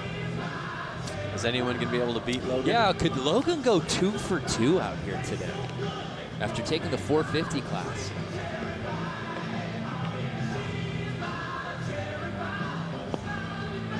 Joello Olivio, guys, come to Puerto Rico. Like Lance and I? Because we'll do it. Look at him start the bike. So he had that machine that... Yeah, this is what Diana was asking about. That just started the bike, and you heard it just like right there. It was gnarly. Another Mueller is about to head the hill. I don't know if you guys can see me, maybe out your little window, but I am fully ponchoed out right now. Oh my gosh, yeah, we can't see you on screen, but I just looked out the window of our booth, and you've got a fluorescent poncho on, and he's holding on. Whoa! Take it easy, take it easy. Oh, misshift. Let's get it into gear. Lance, he was flying to start that run out, just holding on for dear life. Every obstacle had his feet flailing. Yeah, pin it to win it. Brian P. O'Connor couldn't have said it better. 20.324. But man, he made it interesting right as he started that mogul section. Yep. Watch this. Feet come off the pegs. Off the pegs, off to the side. That is a custom-built Oh my goodness. Can we just shout out to Cliff White right now? I snow skied Little Switzerland, which is where we are right now, while in high school from 64 to 68. Loved every run. We're talking 54 years ago. Cliff was out here on 2 planks putting it down in Little Switzerland. On 2 planks. I wonder if he ever imagined that 50 years later he'd be watching Harley-Davidsons rip up this mountain. Cliff White, God bless you for watching, man. So 128. Josh Mueller trying to take on this backside after posting a 20.324 on the front end. Getting questions here. How many different classes are there? Right now we're in the Open Pro. Of course, we had the 450s earlier. There was the Hooligans to kick off the morning. So this course has seen a lot of bikes on it here today.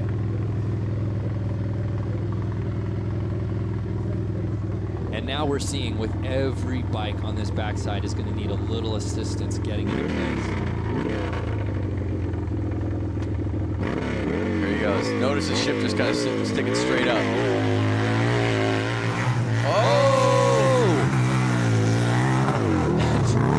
Opted for a little bit more of the scenic route as he goes left, but is able to hold on. That's the rut's actually kind of pushing him to the side, so he must have dropped into somebody else's rut that he wasn't ready for. Kind of bucked his bike out. He stayed on the bike though, stayed on the gas, and he made it to the top. So I know that slowed him down quite a bit though. Yeah, so still a decent combined score for Josh Mueller, 24.109. Again though, Logan Sapala is still in the lead. Now notice this bike right here. It's kind of a morph between a sport bike and a dirt bike.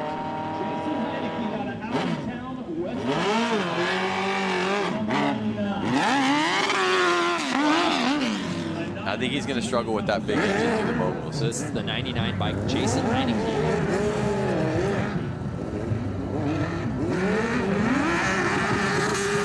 Looks like he kind of went around it, but he might have still been in the cones. Oh, he's just slide. Yeah, he's having his struggles on the front side. Just lays it down past the finish line. That's going to be a heavy bike to lift up with that grease. Cody. So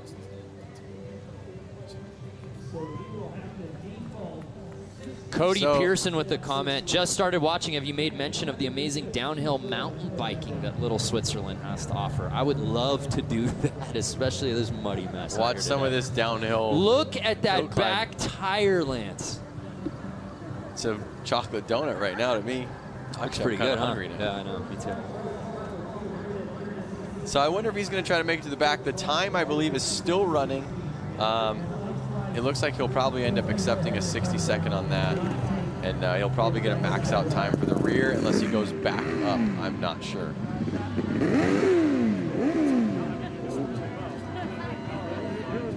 Yeah. So Heineke will hold on to the 60, and he's actually getting it on, I'm being told now, the backside as well. So by electing not to go backside, it's similar to front. Oh, now I'm being told that he is. So he can take the chairlift up, Brando. Bring his bike up. Yeah, bring the bike up. Like a downhill mountain bike. Like a mountain bike. Yeah.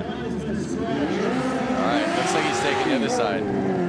He said, hey, give me a run with no moguls. I got no problem with it. Yep. You guys, as Jason just passed me heading back up the hill to go to the backside, his tire is nearly flat. So I'm not sure if that's from, jumping these jumps with how heavy their bikes are, or if he let the air out of the tire because he'll be able to get more traction with how slippery it is currently. Well, one of the things you're saying about that is they definitely let the air out of their tires to get more traction. Right. You are correct, but when you let that much air out of your tires, you have a higher risk of pinching your tube and having your tire go flat. So it doesn't help sometimes in situations like this if he hits a sharp edge, and he could have gone flat. I'm not sure. Yeah, the tire is nearly flat. I mean, there was barely any air in it. So as we move on to the next racer, number 60, his tire is not looking anywhere near Jason's. Yeah, Jason We'll see how he does here. He definitely was not getting the traction unit at the front. But was that because of all the jumps and the moguls? And there you see Dan Dricken on the front side, the 60 plate. And if you're just joining us, thank you so much for watching. It's the Harley Hill Climb as part of the Harley-Davidson 115th anniversary celebration, coming to you from Little Switzerland Ski Resort. Just about 30-minute drive from downtown Milwaukee.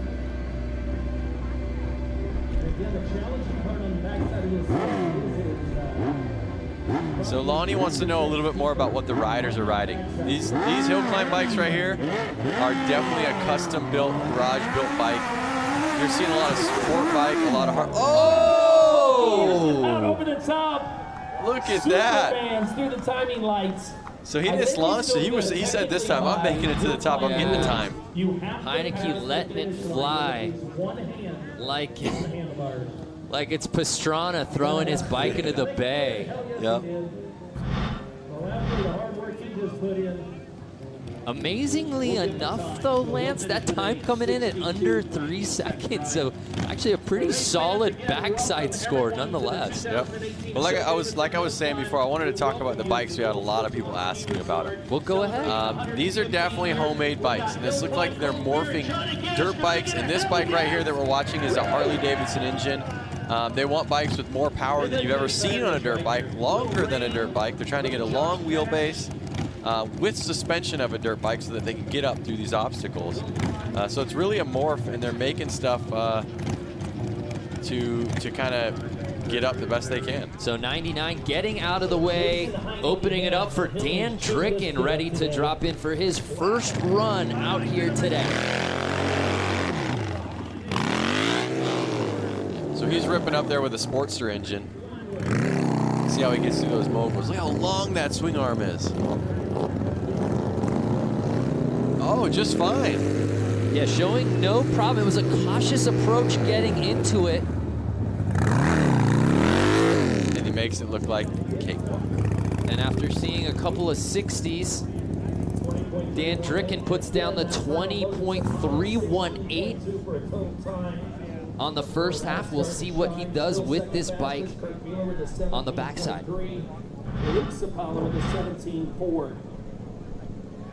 Watch him through the moguls. He's very cautious. It's getting slippery out there. But at the end of the day, this time is going to be a lot better than some of the riders that don't make it. But Lance, let me ask you this, and also Diana, please feel free to chime in. Now I feel like some of these guys are really, who are going in later at the back end of this field, are at a disadvantage versus, say, Logan Sapala, who got in, especially before the heavy rain started coming down. Correct. That is definitely right. I mean, just me standing out here, as I take a few steps before, I had plenty of traction with the grass. Now everything is just sliding. And the course is going to be the same exact way, especially with all the lines running through it. Really, Logan has a complete advantage here, as well as Luke, because they ran in the class before. They already have a complete feel of what it's like. And, I mean, I don't really see anyone else here on the course having as much as an advantage as them. Yeah, no coincidence that Logan Sapala was the first guy to ride in this class and still has the fastest time. I don't want to take anything away from Logan. He obviously won the 450 class and has looked so good all day long here in Little Switzerland. Well, but these he obviously had an advantage. These guys were having qualifiers earlier on in the day, and I'm sure he seeded himself to have the first lineup. Being in hill climbing, you'd probably want the first lineup so you get the smoothest track, basically. Well, another thing to think about too is, guys, he's a silver medalist from the hill climb. Absolutely. Again, just like the front hill, he's smooth, he's calculated, and he gets up. Well, that's the thing. I think the long wheelbase is certainly helping him, but it also feels like we're seeing a little bit more of a cautious approach. Yep. Hey, slow and steady wins the race. So Dan Dricken, after posting that 20.318 on the front side, puts down a 3.175. And here's Joel Faldi. Here come the moguls. Hesitant, but gets through them. Back on the gas.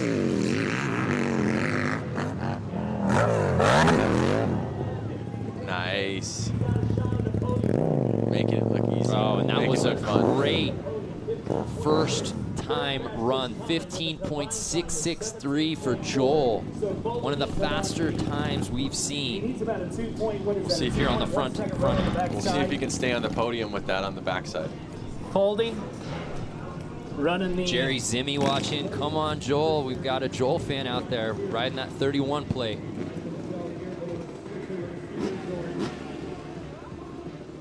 You saw that bike often lift, just inching that front wheel off the ground with how much power it had.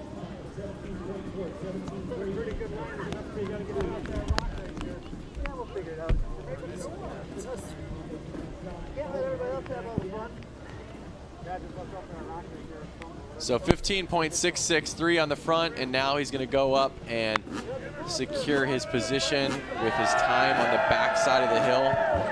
Fans are cheering him on. He's revving up, clicks it into second. On the gas. Oh, and this is a great run, Lance. Launching with style at the top. 2.5. Oh my goodness. I don't know if it's good enough for a top 3. I don't know that that's going to get him into the top 3. Of course, Kirk Mueller had that 2.3. 18.224, yeah, so that puts him just outside of the top 3. That's the 4th fastest combined time we've seen out here today. But my goodness, he zoomed up that backside. He's not going to be happy with that. He's going to come down. He's going to realize he was only a second off of a podium position. He's got a second chance at this. I'm pretty sure he's going to hang it out there more on the second run.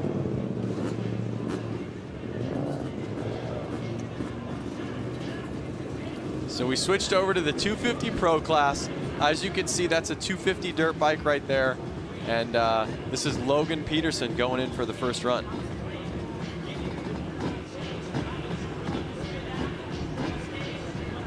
Brando, what do you want to know about this bike versus the bikes that were just up there? Yeah, well, just the 250 class versus the... right here. Just clicked it up into second. So here we go. Logan Peterson's backside here in the 250s. Nice. That's going to be pretty cool. Stick around for that. He made that look easy. Yeah, he really did. Coming in at just under 3 seconds, a 2.97. See, so you can see their times aren't much different than the open class. You did see him trying to clutch it quite a bit to get off that start, to keep that second gear momentum, to get it up and going up the hill. But again, he didn't have a problem, and he made it, almost look easier than some of those open bike classes. Seeing the comments coming in, keep them rolling. Dan, let's see the big boys again. I'm curious how many out there watching here ride 250 versus 450. We want to hear you. Or do you ride a street bike with, 1200cc's? So here's Mount Altafish, who looked so good earlier today. So good. In the Pro Opens. You don't hear this sound too often anymore.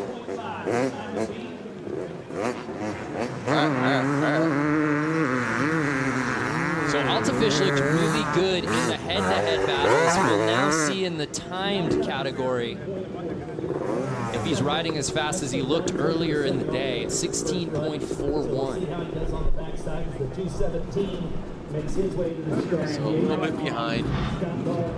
Let's watch him go again. On the gas. Let's see, does he shift after this? Oh, you can't see. He definitely steps on the back brake.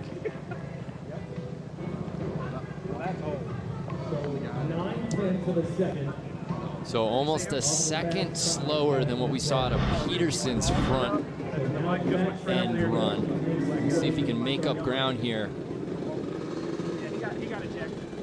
on the back course.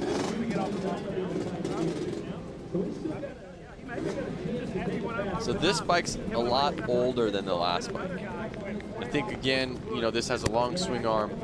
They do a little bit of customization to them. They find the bike that rips. They possibly have some ported and polished heads on this bike, which would increase the flow, which will make it faster. So I would imagine once they kind of build a bike, they don't get new ones every year. They get comfortable on that bike, and he's looking a little too young. That bike might be older than him.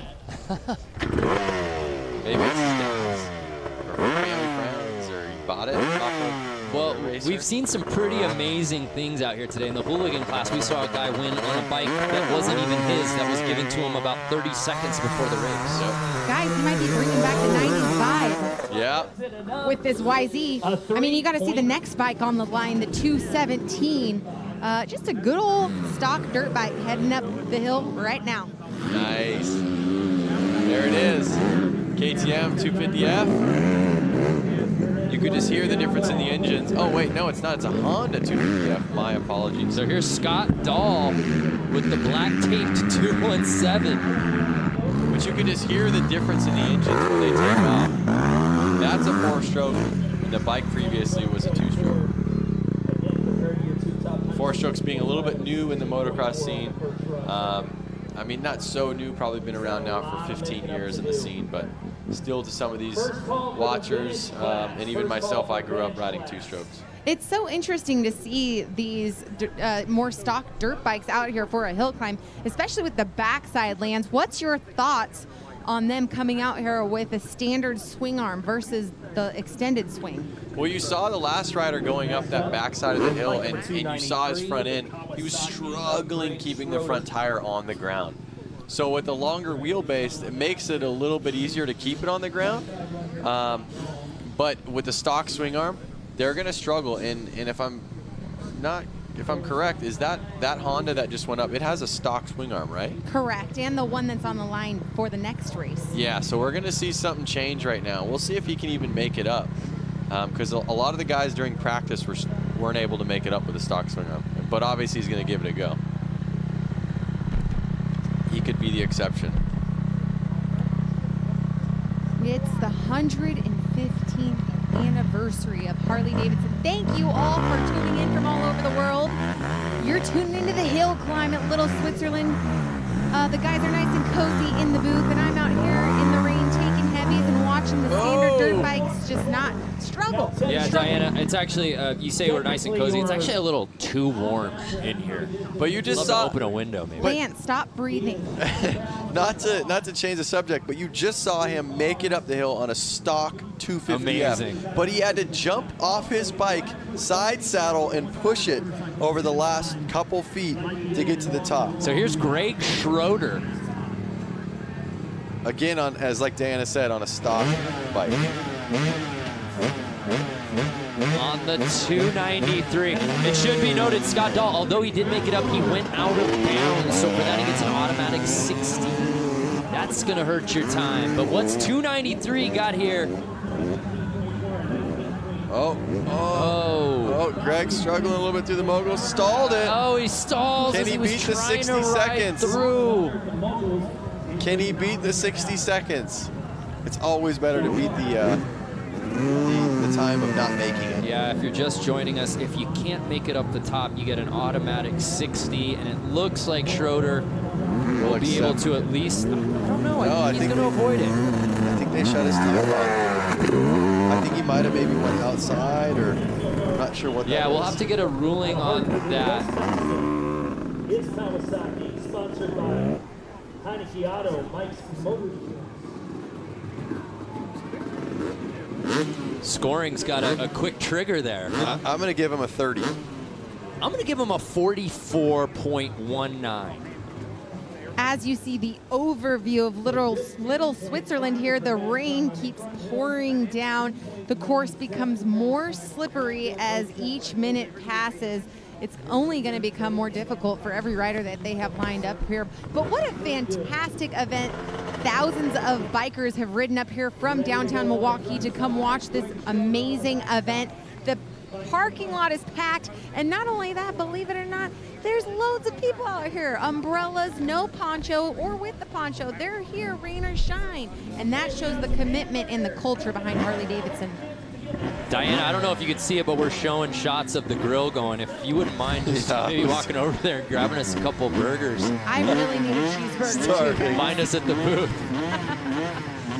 41 seconds. So Schroeder was technically 41 up, but he got the 60 regardless. And now he's just, oh my goodness, that could have been really bad, Lance.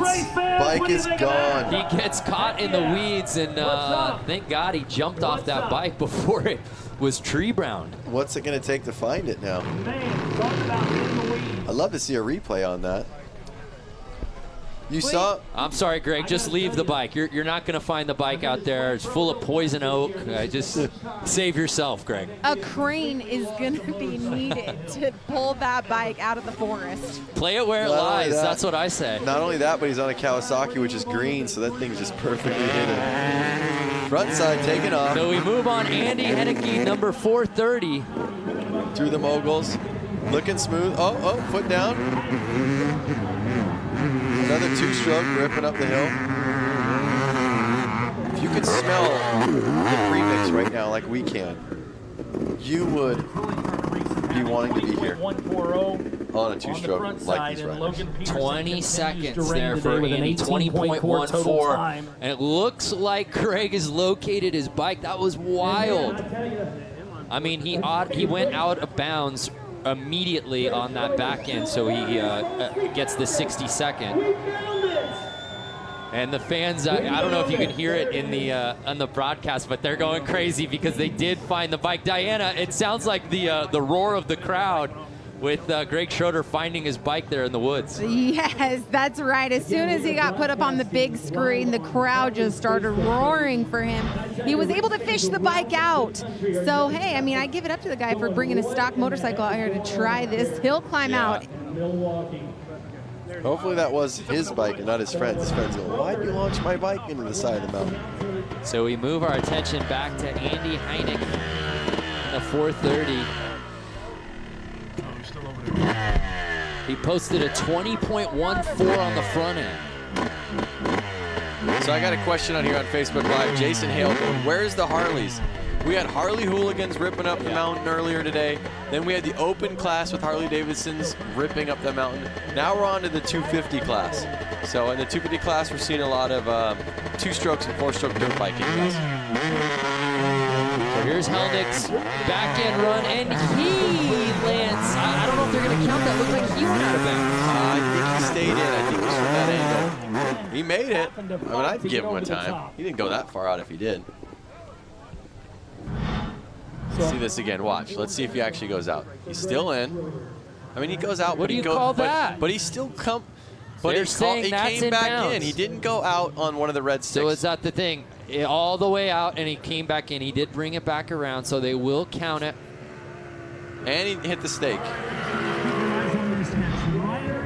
I'm going to give it to him.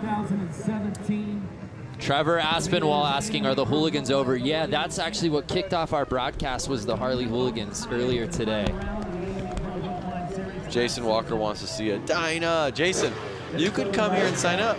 Bring your Dyna out. Let's see it rip.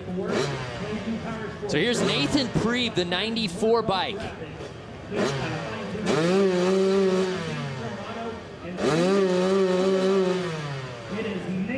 We've seen some trouble on this front end the last few riders. Can he buck that trend and get a quick time in the teens here?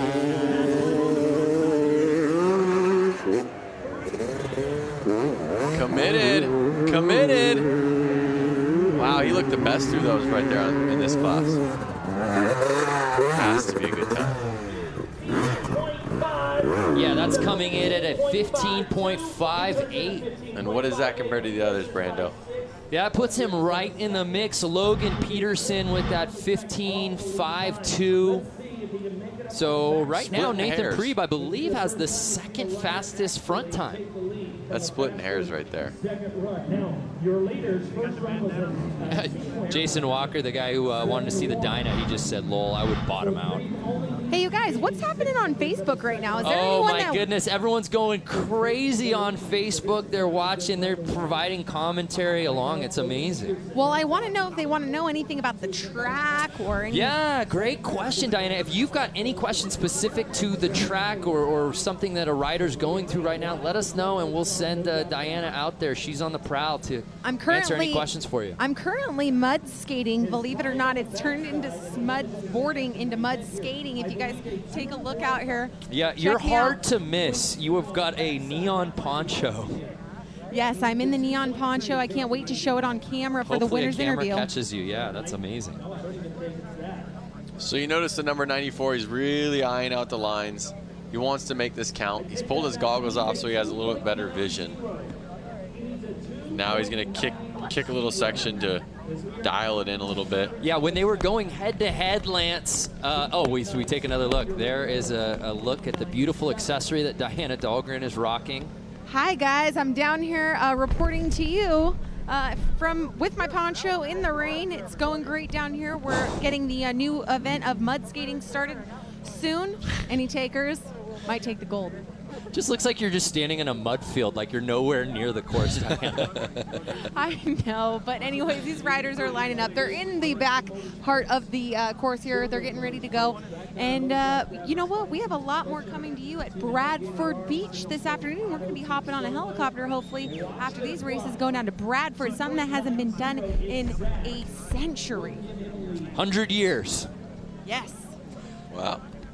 Now, Lance, I got a question for you. Before, when they were going head-to-head, there was a clear line as to which riders wanted to take on this back end. It's all mush out there now. It doesn't seem like, you know, veering a little to the right, little to the left, there's an advantage either way. Straight line, he kept it nice and straight. Line, is it enough? A 3.4, it is not. 3.4, it is not. So that's the second fastest backside time. Logan Peterson still at that sub-3, the 2.97. That's holding up as the fastest backside time. And therefore, he still has the fastest combined run. So I see a comment on here from Earl Oliver. Anybody running one of the old Harley motocross bikes? Those bikes are so awesome. I would love to have one in my personal collection. I don't think anyone that owns one would ride one out here just because of how kind of rare it is to have one that runs. They are an awesome bike. Would love to have one again. Right now, you see a Honda coming up front. That Honda belonging to Brandon Donahue. He's on a 250F. His time coming in at a 26.327, and there you see it is absolutely pouring out here at Little Switzerland. The conditions we hope will improve a little later today when we're out at the beach. And you heard Diana talking about it out at Bradford Beach. There you see the course getting built. And Lance, I know you're gonna be in the booth with me, but I think I'm gonna have some trouble holding you back from getting out there on that beach course. Yeah, that looks like fun. I've always liked riding in sand. You just get to stay on the throttle, keep the front end up, and roost. Yeah. So if you're watching us right now, don't go anywhere. We'll be out there a little later today, 6 p.m. Eastern, 5 o'clock Central for us here in Wisconsin. And as Diana said, we'll actually be hopefully getting to the chopper. To the chopper. I believe we are taking a helicopter to get there. Yep. I can't wait for that. Well, because we weren't granted Harleys. Everyone in the parking lot on Harleys will just rip there. Yeah. But given the conditions, I think I would prefer the helicopter. Call me crazy. Funny. Call me crazy because I actually would like to be maybe on a full dresser with a full face helmet, and I would rip down to the beach on a Harley right now. I think we can find you one, Diana. I don't think there would be any shortage of volunteers out there to lend you a bike. The only problem is that I think I would be late for our first hit, so I actually can't do it. You can get anywhere in Milwaukee on a bike though this week, so I actually might have an advantage on your helicopter.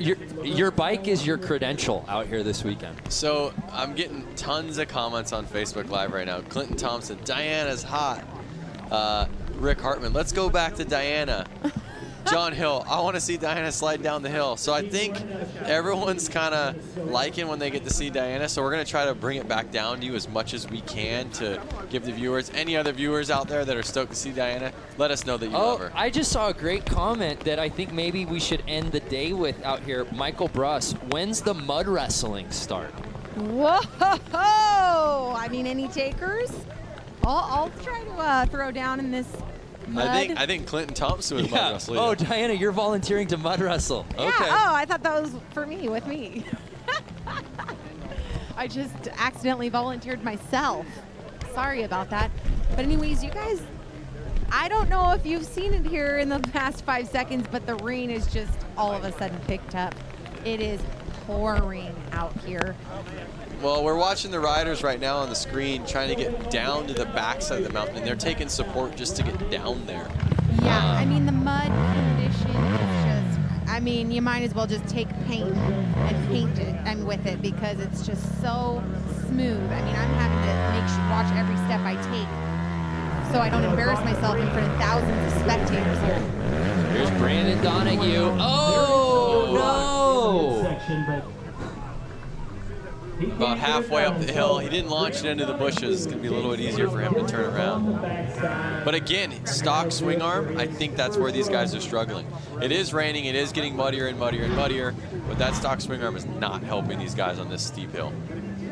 And a lot of people from their couch or from wherever they are watching this, they could say, oh, that hill's not that big. But add the conditions, add only having a 10-foot run-up to gain your momentum. Yes, that hill would be very easy if you were to ride from 100 feet behind and carry momentum up it, but you're not. So there you saw Peterson, who was our first runner here in the 250s, is still leading the way. But here now, Stephen Norman.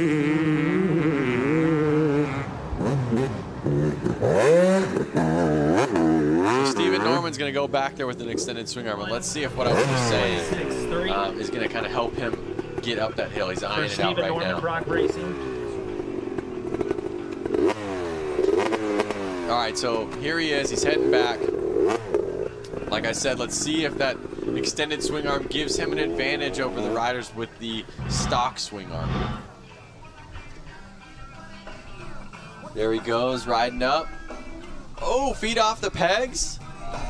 Getting to the moguls. Feet off the pegs again. Every time I see a foot off the peg, I'm just thinking it's slowing him down. Norman had to check up at kind of had to check up a little bit at the mogul section to you know, regain control. I mean, at this point, down here at the front side of the course, in the starting ruts, there's just no traction. I mean, the mud in here is just so slippery. If you guys come to me at all in the front, I mean, I could just show you what this is looking like here. I'll come up to the let's get a shot of Diana. There we are. You could just see, I mean, it's just, look at my foot. I mean, it's like my foot might as well be on an ice skating ring right now. There's just, if you look at the ruts into each jump, I mean, there's just no available line for any real traction here. So these guys are gifted, man. They're talented, and they're putting it all on the line for the 115th anniversary. So awesome. Thank you very much, Diana. It's definitely looking muddy down there. And here we are with the extended swing arm on the two-stroke KTM. Let's see how he does. Getting it. And looks great. And see, like I said, the extended swing arm really, I think, you know, helping him get to the top. It is a lot of the rider's ability, but that swing arm does give a good advantage. And I believe he pulled a 3.9 seconds getting up. And here we are with another rider with a stock swing arm. Let's see how he goes. Up into the moguls, checking up a little bit, eyeing out his line. Oh, it's getting slick out there. The 316 dropping his bike. Let's see if he can get up and get to the top of the mountain to give the backside a little bit of some action. Diana, what's going on down there? I think Diana, oh, it's past 35 seconds now. Yes, I'm sorry about that. I was just catching up with scoring time. I had my headset out. Anyways, you know what? I mean, Jeff Wick, who was out there racing, now helping him get his bike off the track. Yeah, we are going to have, you know, there's some serious, you know, mud delays here. I will say that. Now we are at 60 seconds, I believe. So he will just take a 60 flat for this one. Again, let's see if he makes it to the backside. But for now, the rain is dissipated. Where it was pouring, you know, just 60 seconds ago, it's actually no drops are coming out of the sky now. So that's a good thing. We'll see how long it lasts. Here we go. He checks up a little bit going into the moguls. Bopping through and just pushes that front end. Could not keep it up. There he is going over with timing and scoring. AMA, seeing if he can go back to the top.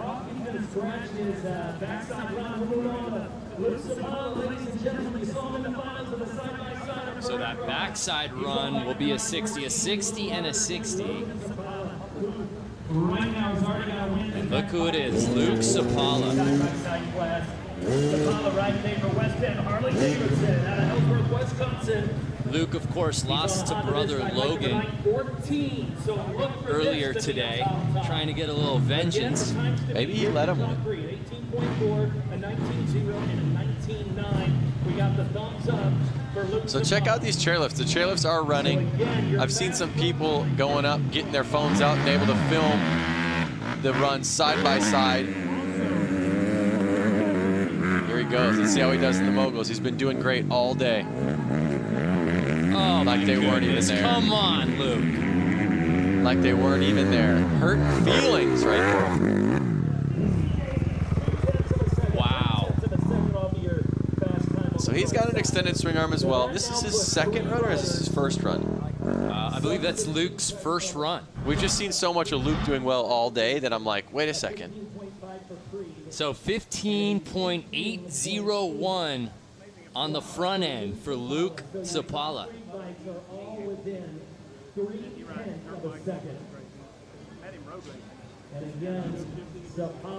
And how about this? Yeah. I don't know if he is contracted by us, if this is part of our production team, but let's get that footage. That's got to be incredible. I'm sure it's on social media world somewhere. The lift cam. So Luke Sapala, after a very strong front run, let's see what he's got here on the back end. Jerry Simi, Luke Sapala got game.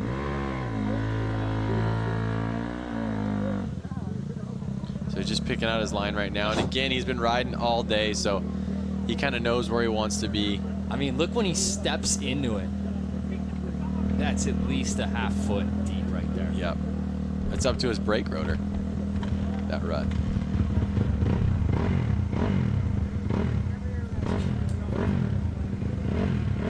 Robertson, will he make it? I'm thinking he'll make it. So here's Luke Sapala.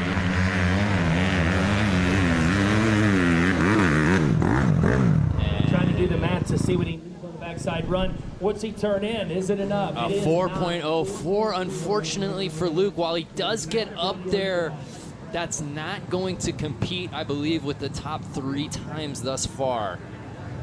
And we thank you for joining us here at our Harley-Davidson hill climb from Little Switzerland Ski Resort out here in Slinger, Wisconsin. Beautiful shot from our drone overlooking this little ski hill that we've turned into the Harley Hill Climb here in 2018. These guys on Facebook Live are just teasing us. Phil's wanting burgers, Kyle's wanting burgers. I know me and Brandon are wanting burgers. Yeah, I actually left the booth for about a minute to just go grab one. They weren't even done. I just was so hungry. Number 11 ripping through the moguls pretty well. And if we'll see that time coming in at 17.648. And Lance, this may be my favorite rider of the day based solely on his name. This is Bodie O'Neill. I like that. I was thinking you were going to say his name was Brando Graham. No, Bodie. From my favorite film of all time. What is that? The Oscar Award winner for greatest film of all time. What is Point that? Break. Oh. Bodie and Johnny Utah. Now, if Johnny Utah is competing next, something's going to be up.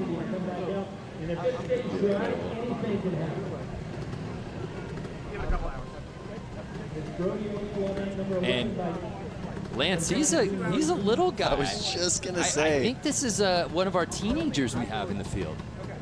I was just gonna say the frickin' bike is as tall as his shoulders. But Bodie showed no problem with that front side, 17.648 here in the 250 class. If Bodie can put it together here on the backside, he's going to be making some noise on that leaderboard. Yes, he will. Jerry Zimmy telling us he's 14 years old. Whoa. Oh. That's how greasy it is out there. He tried to put his foot down and kick over to get on the bike, and just no traction with his feet. So we'll see how he does, being so light on the bike, getting up this vertical hill. Yeah. Is it going to help him in the way of being lighter on the bike, or is he not going to be able to keep that front end up? What do you think? I mean, my sense is that puts him at a bit of a disadvantage. I'm going to vote disadvantage because he's not going to be able to keep the front end. To keep the weight down on the front end. We'll see. I mean, he let it rip on the front side, so. Hear the bike revving up. Two-stroke zinging. Puts the transponder on his wrist. And there's a great look at what he's got in front of him. Takes off. Swirling up it. But he makes it. Number 11. Backside run. And that time comes in at a 3.476. So not enough to necessarily crash those top spots, but a really strong showing from the 14-year-old.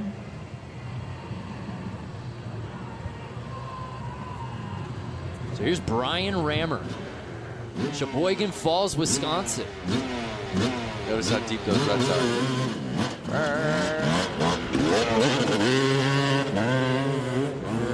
Bike's running a little rich, blowing that blue smoke out the back. Checking up on those moguls a little bit. Oh, into the crowd. Oh! Just like some old school hill climbing videos you see. Yeah, you stand on the sideline, you're gonna get yourself a souvenir. But look at everybody's laughing, smiles on their faces. Let's get the selfie. Yep, get the selfie. Guys, like, I'm just getting a 60 on my run, and you're out here selfieing. Nice. Everyone's. Watch the facial expressions as they start coming to him. Like, whoa! Every man for themselves. But now, look, once they realize everyone's safe, everyone's smiling.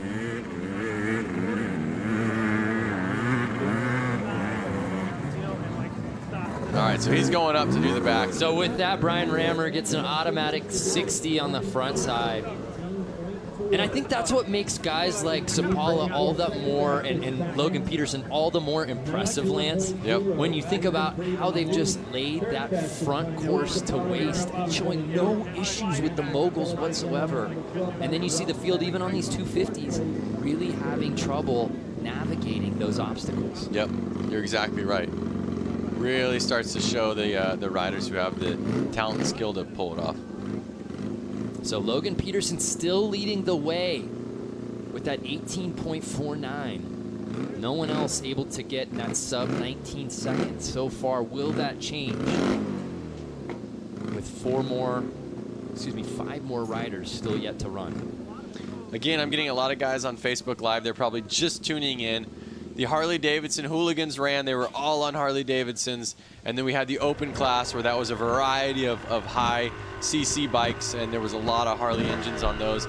This is the 250cc class, so you're going to get a lot of 250cc two-strokes and 250F four-strokes.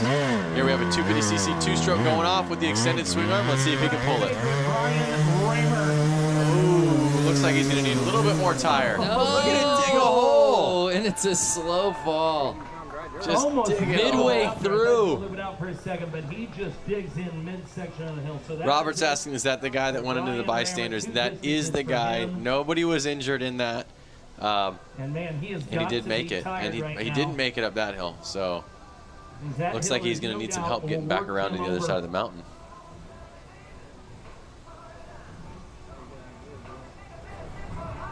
Well, the question is, will So we a couple of once again 60s for Brian Rammer, see a new fast unfortunately, time but of the day? now we just move might our race fans, attention but your next to rider 895, Logan Sapala. We're going to see some stuff happen here. Logan has had himself a day. Already taken one win, we know that for sure. We saw him in the head-to-heads beat little brother Luke. Cannot wait to see what he's got in store here on the timed portion here in the Open Pro. There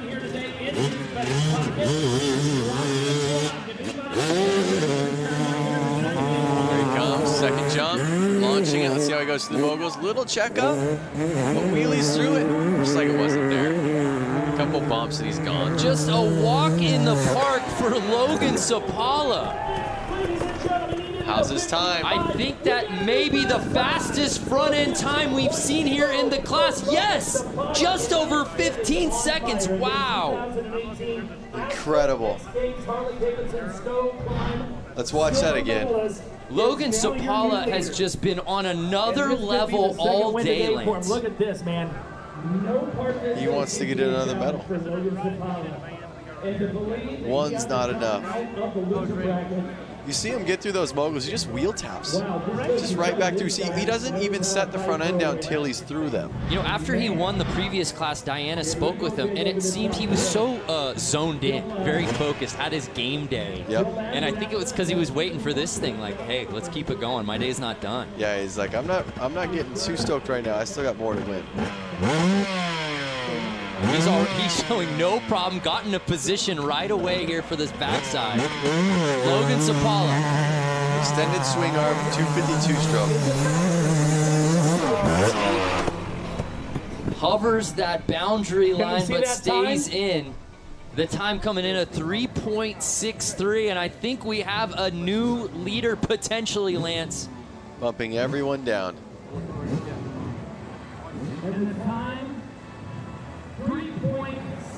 Yes, so with that, an 18.65, so he passes Peterson to take over the top spot. Looks like Diana's going to get him over to the side. Let's see what Diana... Oh. Yeah, Diana will get him situated, but we've still got another rider to drop in a few. Another two-stroke, 2-2-stroke. Here's Tony Stockhouse. Extended swing arm. He's looking relaxed. Checks up a little bit in the moguls. Oh. I don't think this is going to be enough to get him on the leaderboard. Yeah, you don't want to be, again, I think the riders at the beginning of this class seem to have an advantage because the conditions have just worsened. The only thing than being one of the last guys is to be a guy to follow Logan Sapala, who's down with Diana Dahlgren. Currently second on the leaderboard. What's it going to take for your second pass to put you in that #1 position and take another win today? Yeah, I think my plan for second round is to hit the front side of the hill a little bit better, clean it up, and then hopefully get a little faster on the backside. But right now the backside is definitely going downhill and getting a lot slower compared to what it was earlier. Okay, awesome. Well, thank you very much, Logan Sapala. Keep an eye out for him so fast on the course today. Yeah, thank you, Diana. So Logan, we thought might have actually had the top run, but maybe that backside is just keeping him off the edge. Yep. And that's it. Logan Peterson just under 18.5. So, oh my goodness, the battle between Logan and Logan. It was Logan Sapala versus Luke Sapala in the previous class. Now you have Logan v. Logan here in the 250 Pro. We have some weird stuff going on right now. And he just said in his interview how the backside is getting nasty. So here again, we have a 252 stroke, extended swing arm. Let's see if they're able to, increase their times, or if it's just going to kind of keep getting harder and harder and harder, and the times are going to keep going, downhill, basically. So here's Stockhauser after posting that 22.058 on the front end. Oh yeah, it's just getting really soft. Oh man, you know, you feel for these riders again who, as I feel like I'm beating a drum, the conditions have worsened, the course has just gotten that much slushier, and these guys are having to take their first runs on it. This reminds me of a couple years ago, Buddy and I were on a trail ride. We had to be to a dinner by 5 o'clock, so we wanted to try to leave within a certain amount of time. But we went down a hill that was so soft, well, there was a gate at the bottom. We had to turn around and try to go back up the hill. We ended up having to carry our bikes up the hill because we just could not get traction to get up it. And that's what basically these guys That's exactly what's going on here. Doing the moguls, being a little cautious, but it's just getting so slick out there.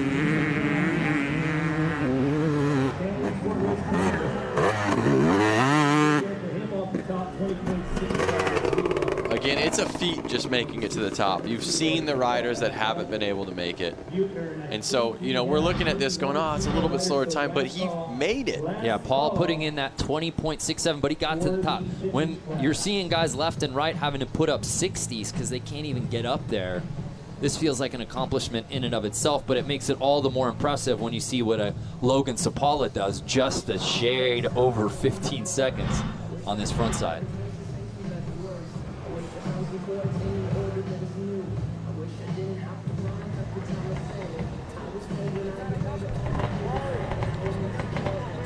So it begs the question, Lance, obviously the one thing we can't control is conditions here, but knowing hill climb, knowing so many of these guys who race in that circuit, how different of times would we be seeing? Obviously we'd be seeing guys staying on their bikes, but I'd be curious, especially on those front ends where right now 15 seconds seems to be the leader of the clubhouse.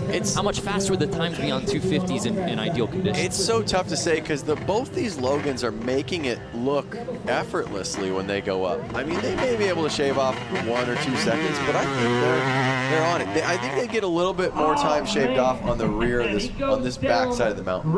But maybe the moisture is actually keeping this dirt together, and maybe if it was dry on this big hill, it'd be soft dust, which maybe would be worse. It's really tough to say. I mean, the Logans right now, they're riding great. Logan Peterson still leading the way, and Logan Sapala right behind him. So after seeing Paul Buettner, we now see Julia Buettner out of West Bend, Wisconsin. Sounds like she's on a 250F. Extended swing arm.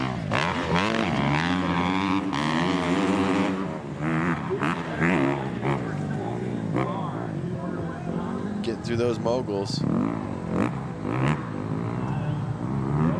And Julia controlling the bike through those features and making her way to the finish line. Nice. That's going to be a solid front end score.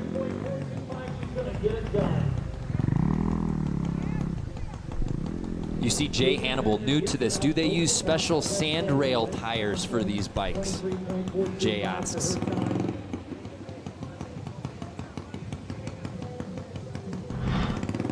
So that time coming in at a 23.425.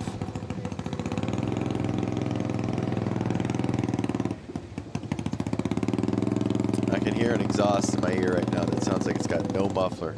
What's coming up to the line? What are you thinking about, Brando? You're staring at the screen right now. You're looking at Facebook Live. I mean, are there these comments that are coming out to you? Because you look deep in the comments right now. I'm following along. Jeff Dickow, nice ride. That it was.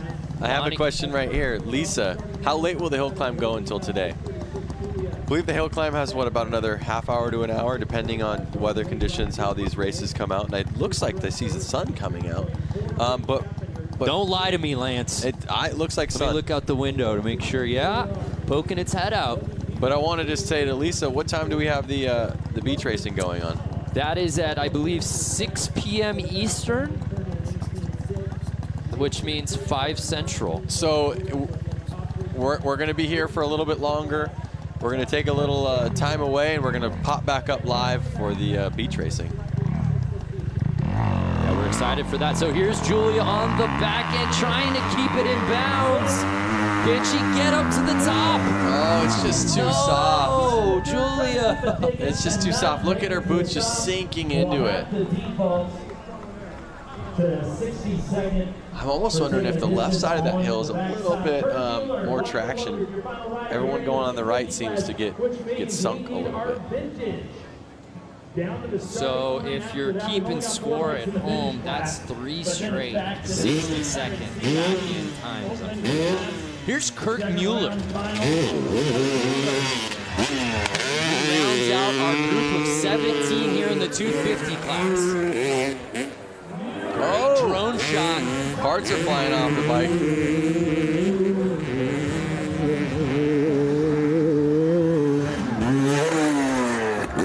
Whoa! Did we have a crash? We did. Little Larry loop out. So Kirk Mueller, after he crossed the finish line, lays the bike down, but put a 17.42 as we take another look. We saw it from up high. Here it is from down low. Oh, yard sale losing parts. Oh, a little mischief maybe. Whoa! Kirk. That one for the fans. Oh, right off That the one bat. was going to be tough to ride away from, but he picked a good time to do it as he crosses the finish line on the front end, 17.42. So that's a pretty decent time. We'll see if he has any trouble on the backside. Scott Plummer wants us to learn how to pronounce Waukesha or Watasa. Well, Scott, I haven't pronounced it at all just for that particular reason. I gave it a shot. I'm sorry. Unfortunately, not a lot of Midwestern in the two of us California boys here in the booth. We're trying, though.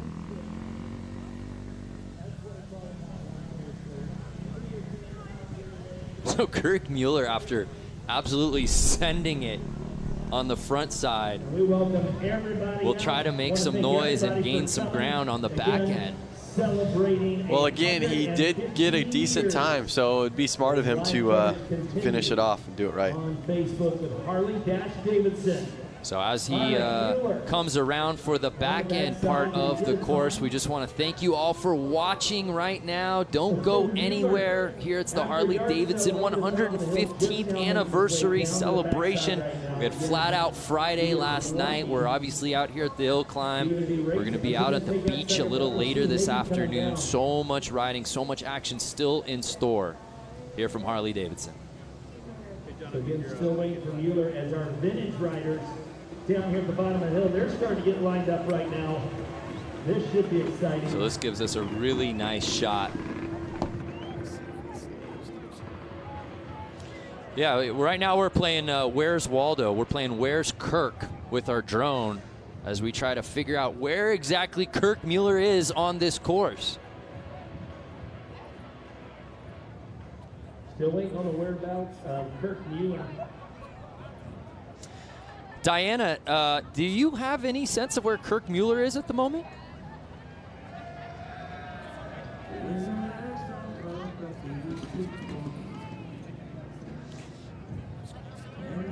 Oh, Kirk Mueller will not be taking the back end run, so he will take that automatic 60.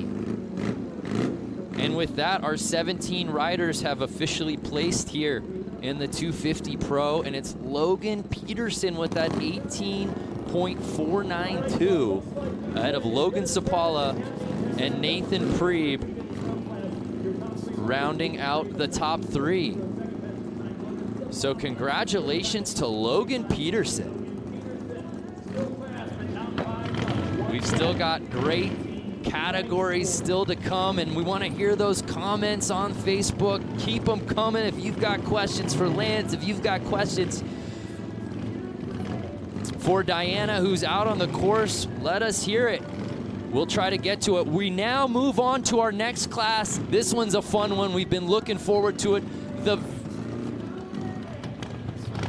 the vintage class. Diana, are you down there? Yes, I am. I'm down here by the vintage bikes. Man, you guys got to see these truly are vintage. We're going to see how these things hold up after what we've seen with some of the more non-vintage bikes. But yeah, these guys are putting it all out there and like team effort right now. Yeah, this is awesome. Now, in this class, they will only be going up the front side of this course, correct, Diana? Correct, and there's only 4 racers in this class, so it's going to go fairly quickly. From what I can hear, it sounds like something is started, but they're getting their electric pump or their electric starter over here to get this maybe another portion of the motor started. Lance, do you have any color on that? Yeah, so Lance, it looks like they're having to get this thing restarted. But the funny thing is it's already on. The engine's already started. So what's going on? So that's why I'm not understanding. But you know what? I'll try to get some details. So, yeah, while Diana tries to fish for that, again, only 4 riders in this class. Okay. Each of them getting 2 attempts here. We're only counting that run 1, excuse me, that the front end of the course. And it's been, oh no, right out the gate. That's what those ruts are going to do to these guys right here. And if you don't stay in the rut and your weight isn't distributed right, I just hate it. But you can see Nathan kind of just obviously bummed out. Wait a second. Look, his chain's off his wheel. Oh, you're right. That Look could at have that been on the what back it was. end. That's what's going on here on the 500. He thought the power was to the wheel, so he put his weight into it, and there was no power going, so he just kind of fell over.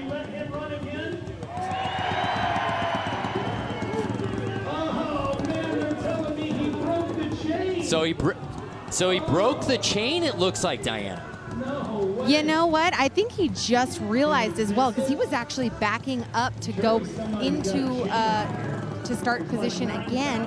Dan, the man, obviously was waving us off, and then it looked like the rider realized just a few moments ago that the chain is actually off. So we're going to go ahead and move on to the next rider. This guy is scratched for this round, but don't forget there is a whole other set of rounds that we are going to be doing, and hopefully he'll be able to pull something together at that time. Yeah, so this is the vintage class, and it's just such a bummer, Lance. These guys have been waiting all day to get these bikes out on this course, and to be the first rider to drop in for this class, and for that to happen, that's just brutal. These are vintage bikes. Oh! So here's Dalton Dye. 2 for 2. Oh, no! And the starts are contagious out here as the bike falls on his leg. I'm checking out the lines right now, you guys, to see if this is something happening. Okay, so what's happening right now, it sucks that we can't get a straight on camera angle, but right now what's happening, the rut line is curving. So maybe with these vintage bikes, the way that the front forks are set up, or the suspension on the rear end, it's just, and the weight of the bike, it's just maneuvering it, and it's making it go wobbly right off the start. And Diana, thanks again for wearing that magenta poncho. We can actually see you from our we can see you from our drone from space in that thing. Why, thank you. I'm honored to wear this magenta neon number here today. There she is, right there. So like, where's Waldo? We'll see if we can finally change the luck here with our 3rd rider set to drop in for the vintage class. Here's John Alft from Wisconsin Rapids, Wisconsin.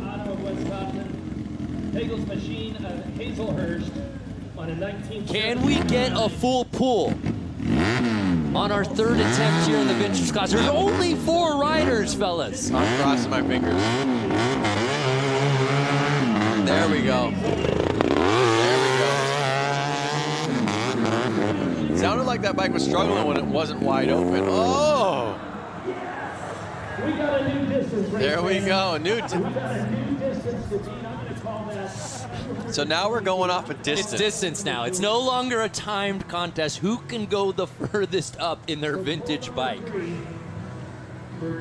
You could hear that bike was kind of struggling with its jetting until it was wide open. Look at this. And you could just see him slipping the whole way. I'm curious, anyone Anyone watching from home right now on Facebook, anyone got an old vintage bike that they would want to take up here and add to our 4-man field? I do. What do you have, Yeah, Diana? I mean, I could alter a 98 Softail Custom. That's not too I mean, it's vintage for my day. It's not vintage in the world. Why? When were you at born? Large. 1990. Just a young buck. Yes, we are young bucks, Lance.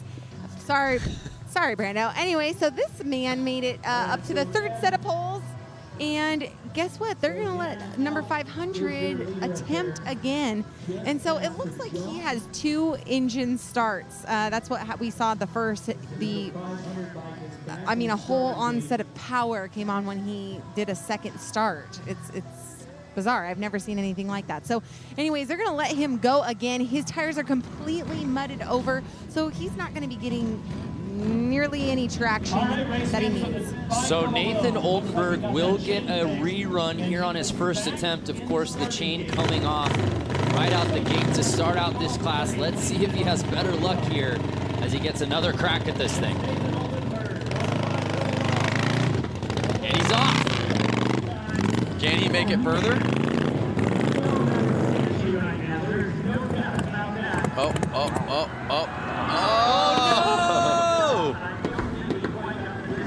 Again, I think these older bikes are just not jetted right for this temperature and this elevation. Hey.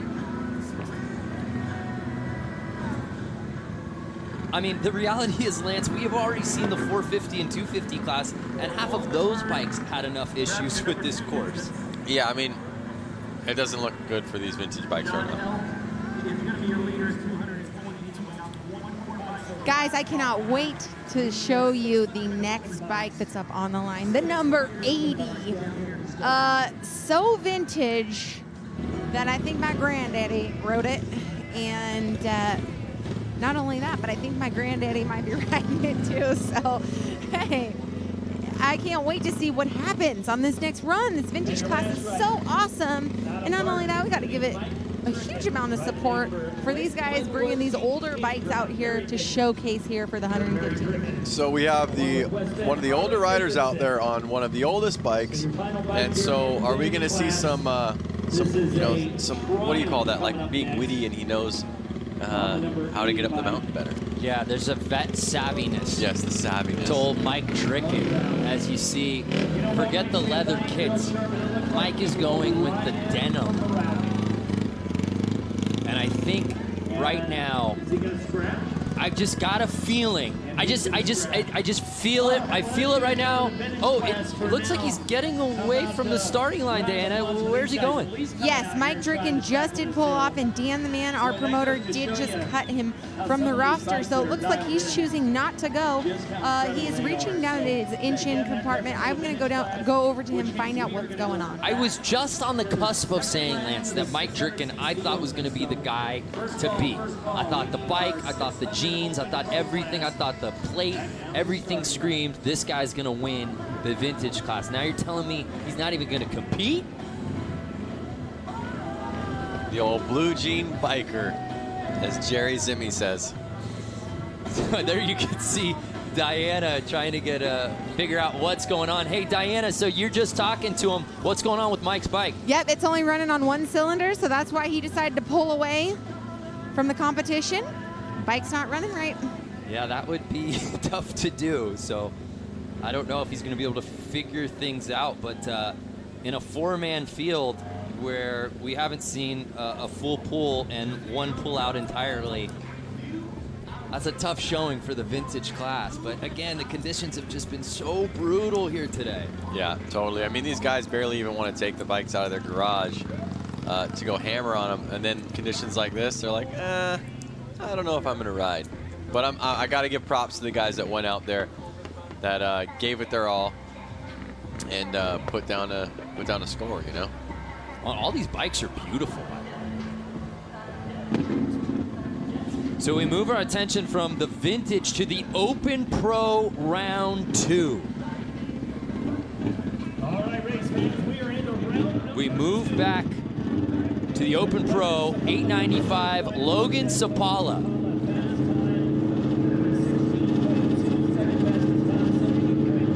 saw put down that 16.28 on his combined run.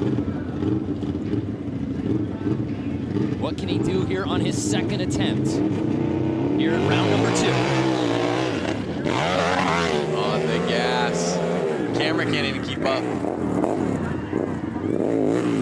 The moguls clean like they're not even there. Yes. Launching that jump. Logan Sapala doing what Logan Sapala does. 13.224. Woo! Wow, he stepped it up. Like I said, I think it's a little bit sunnier out. The rain stopped. They're going to start getting better traction, and we're going to start seeing the times go down just quite a little bit. Speed demon, man. Logan Sapala has looked so good all day long, and that might have been his best run of the day.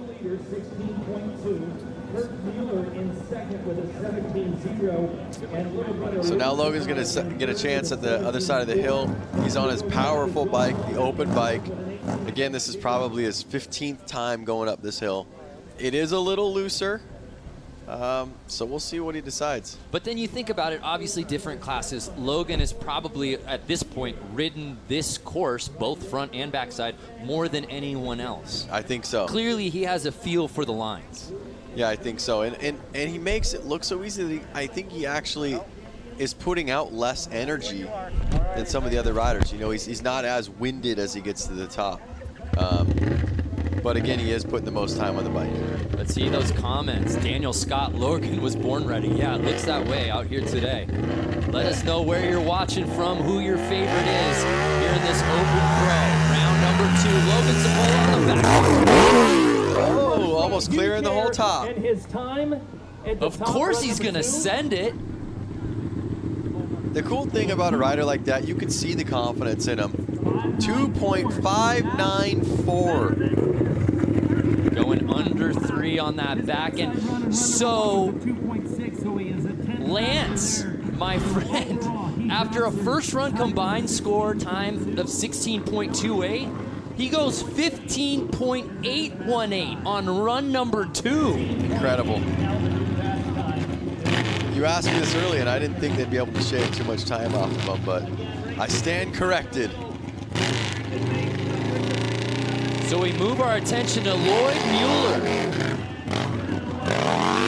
Let's go, Lloyd. Lloyd could not even get up on the front end of the course his first go-around. Had to settle for that 60.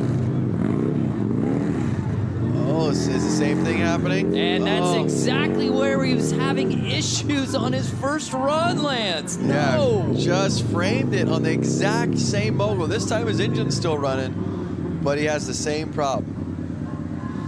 That cautious approach getting into the moguls has really been the undoing of so many riders out here today.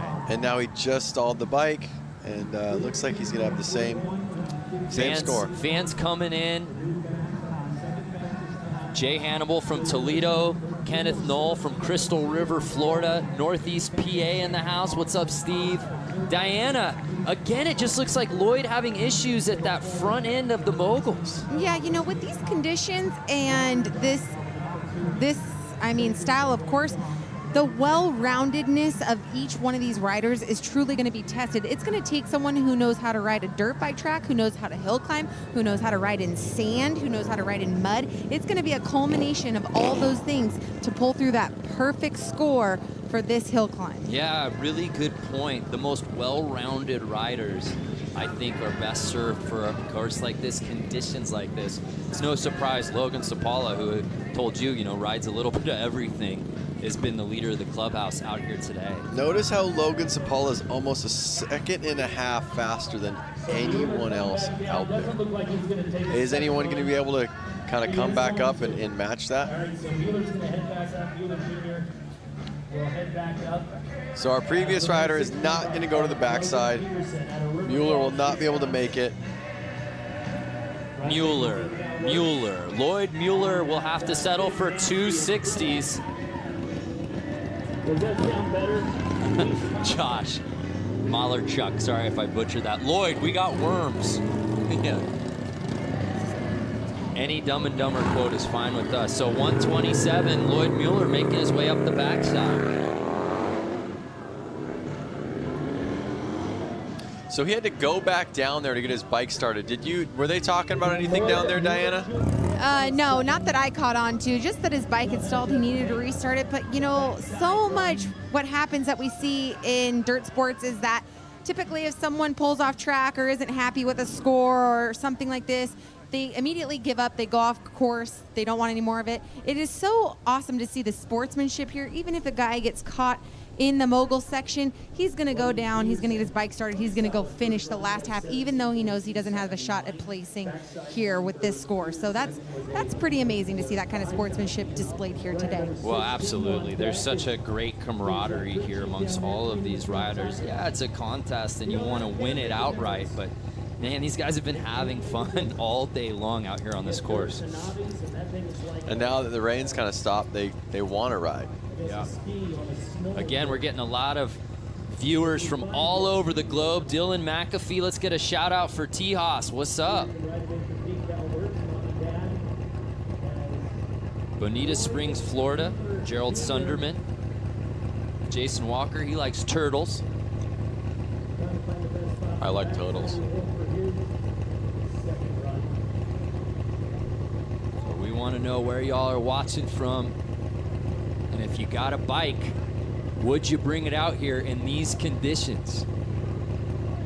Because even some of these competitors who haven't been able to finish, you at least got to give them props for putting it down and bringing their bike out here and giving it a shot. I personally don't have a bike that I'd want to bring out here and hammer down this, but I don't have any dirt bikes right now. Greg Rogers out of Portland, Oregon. Guys, maybe we should just bring a golf cart out here. Yeah, I think we should figure out any vehicle we can get our hands on. The three of us took an Uber here together. We should have convinced our driver to take his minivan, the lovely Town and Country up this course. Why not do the Kiki challenge on the course? We were doing the Drake In My Feelings challenge. I think I won that.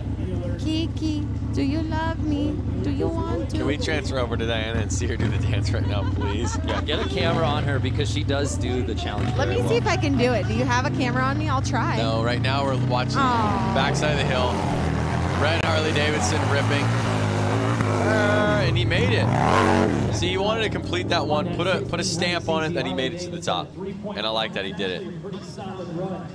He's coming down to you, Diana. Diana, there we go. Let's Kiki Kiki it. Are you it. guys actually going to do it? Can you sing the song for me? Come on, yeah. Kiki, do you love me? Are you riding? Do you know the rest of the lyrics? I don't even know the rest of it. I just watched on Instagram, and they can't even hear me, you know, in course where they're showing this massive big screen we have in the background. It's me right now on the screen, and nobody is understanding what's going on because I'm not playing to the crowd. So all those out there watching Facebook, thank you so much for tuning in. Leave a comment for my week Kiki challenge. No way. No, that was not a Let's weak ask Kiki the challenge. fans at home, in between riders, would you like more Diana dancing? Tell us a song, and she will figure out a choreography for it. Scott does, but I'd rather just watch Diana. Okay. Do the moguls. I think as they keep going through the moguls like that, they're kind of got a nice rut going that's smoothed it out. It's almost made it smoother for them. So Logan Peterson with that 15.475, really picking up where he left off on his previous run. That's doable. I'm going to have to take and give the credit to Dad there for painting them front tires.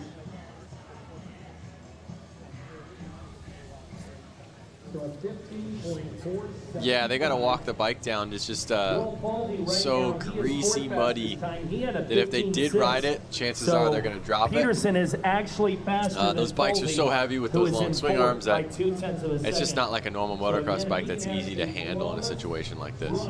It's been a day for the Logans, though, nonetheless, both Sapala and Peterson.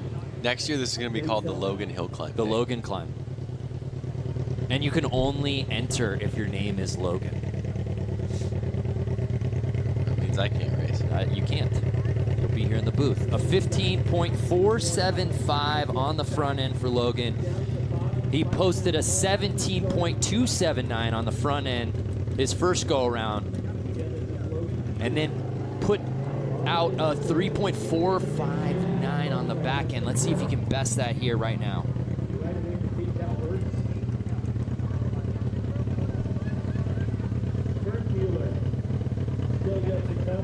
Diana, we've got another request for you from Rick Adcock. Have Diana do the Carlton.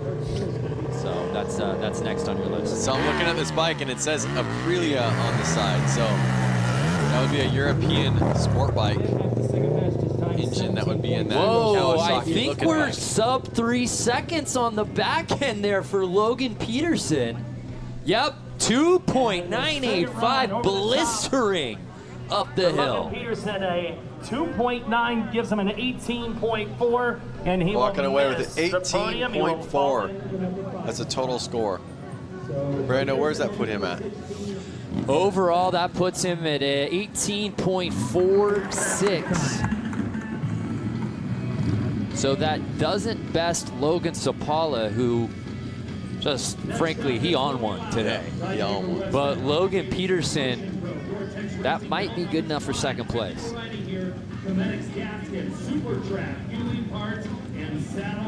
What do we have coming up next? Harley-Davidson, first run for Louis Lauder. Louis Louders. So Louis Louders, on run number 1, he was just under 19 seconds with his front time. Harley-Davidson ripping up the mountain right now. Listen to that thing. What a shot. Getting into the moguls a little bit. Can he make it through? And he does not. Slowly laying it down. He's still up and running. He's going to get a time for it.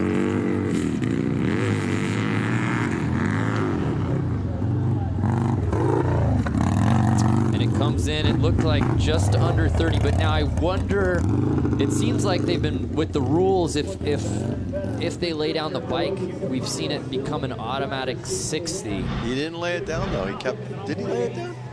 He did, huh?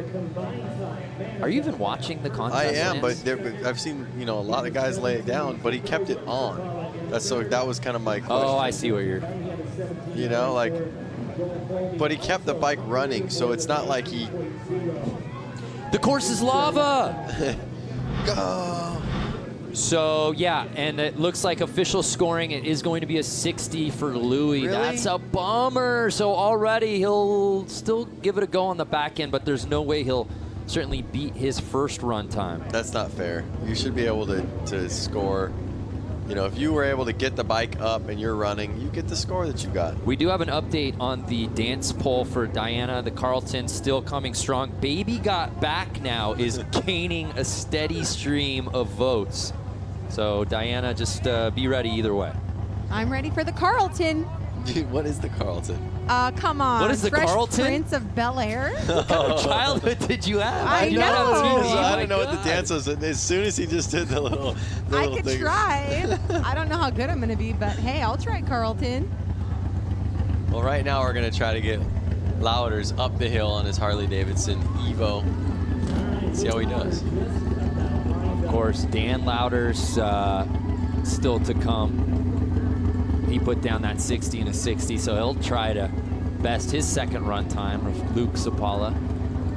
Still has to put down his second attempt.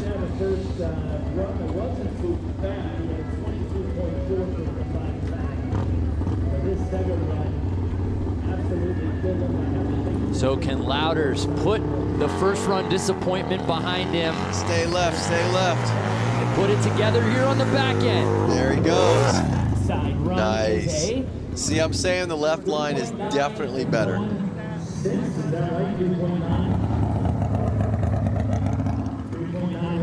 So Louis Louders has a much better back course run than the front where he couldn't hold on.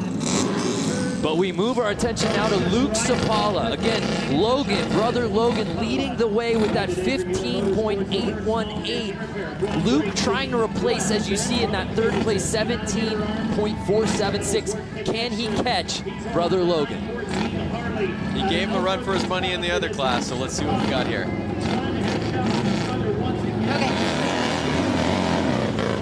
Let's go.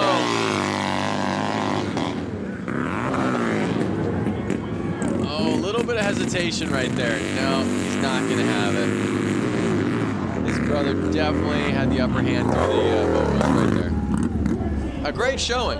Yeah, about Very a good. second and a half slower than brother Logan. He's still under 15 seconds, which is the third fastest we've seen on the front end here on these second attempts, but not enough to trump his brother. Yeah, guys, shockingly, the conditions on the course have actually became from slick back to chunky. You know, they're getting a little bit more traction, especially here at the start, which at one point about 30, 45 minutes ago was very slick. I mean, you might as well call this mud toothpaste where I'm standing, but on the course, it's actually starting to dry up a little bit, which is great for these riders. So Luke Sapala's got some ground to cover on this back end, and we get a beautiful shot of how we go front to back here from the drone. Again, brother Logan with that insane 2.594 on the back time, making him the leader of the clubhouse. He's gonna need something huge. Can I give him a recommendation right now? Sure, I don't think he's listening, but go for it. If you can hear me, stay left. Stay left. The Sapalas have had no problem with this course here today. Again, following up with a lot of the comments we see on Facebook Live right now. Where's the Harleys? Where's the Harleys? This is a Harley-Davidson. He just put up a great run. Notice the Harley-Davidson logo right there on the side of the bike, stuffed into a custom-made frame. And here he goes. Stay left. Goodness! Like nothing, straight up. 14.9 Mueller's time 2.47. And that is the fastest backside time we've seen out here on these second runs. Yep. Whoa! How is that going to be combined? Unfortunately, because he was a little slower on the front end, he's not going to overtake big brother Logan. But is that enough to get him into second place? I don't think so. I think Kurt Mueller might still be faster. Yep. But that is the fastest back end time. Yep. Great effort. I mean, I blinked and I missed it. Yeah. So we move on to Dan Louders, who wasn't able to complete either front or back end on his first attempt. Notice there's no more umbrellas up in the crowd right there. Rain's kind of mellowed out. Obviously, it's still muddy, but it's going to be a little bit easier visibility for the riders. Oh, excuse me. This is Josh Mueller in the 128.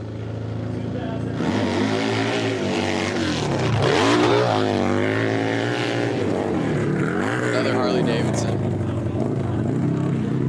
Not bad, not bad. A good attack to the moguls. Yep. There we go. Yeah. Whoa! 13.797. If he could pull off a quick backside. This is the Josh Mueller that we are used to seeing. Like I said earlier in the show, we did a feature with him, Harley-Davidson and X Games Aspen for the Snow Hill Climb. And he's a very dominant rider, and that was what I'm used to seeing Josh Mueller be. Well, he put it down right there. I know we talked about if the rain letting off was going to change their times, and it looks like it is changing their times. They may be getting a little more warmed up. The track may be getting a little bit more ridden in. But the rain calming down is getting better visibility. A little bit easier to stay grippy on the track. So Josh joins Logan Sapala in the sub-14 club on that front end. And as you see right now, he's sizing it up. And Lance, your sage advice again would Go be... left. Stay left. Oh, he's liking the right. He picked right. Hopefully he picked right, but is aiming left. But again, I'm not down there. I'm just a viewer looking at it from a screen. So he's going to need something in the low 2-second range here to potentially push Logan Sapala And I believe, I don't have the official top 3 in front of me at the moment, but I think if he can even get this thing in the 3s, he might take over second place. Here it is. I think he can do it. He looks so confident in the last stage of the race. Yeah, there we see. Okay, Logan Sapala, the 15.818. So that gives you an idea if he could somehow get this right at that 2-second mark, he might win this thing outright. I don't know if he can get there, but he has a very realistic shot. It's a lot at second place. Yep.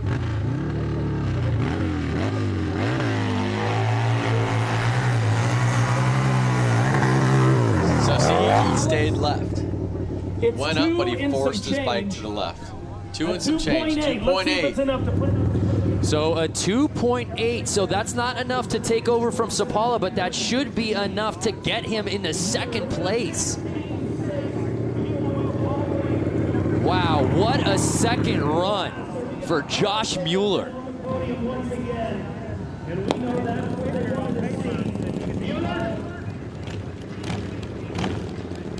So a total of 16. So we move our attention to the 60 bike, Dan Dricken. Another Harley-Davidson ripping up. I love this bike right here. It's kind of got some Harley drag pipes on it. Harley tank. Looks like a Honda seat, maybe some Honda wheels. Got a little squirrely, but he's able to hold on. Oh, no, he was out of bounds. Yep, he missed that last jump, so they're going to give him a 60 on that one. Round number 2, I just said a minute ago, you were totally off the radar. Round number 1 with a 20-second run. What happened earlier today?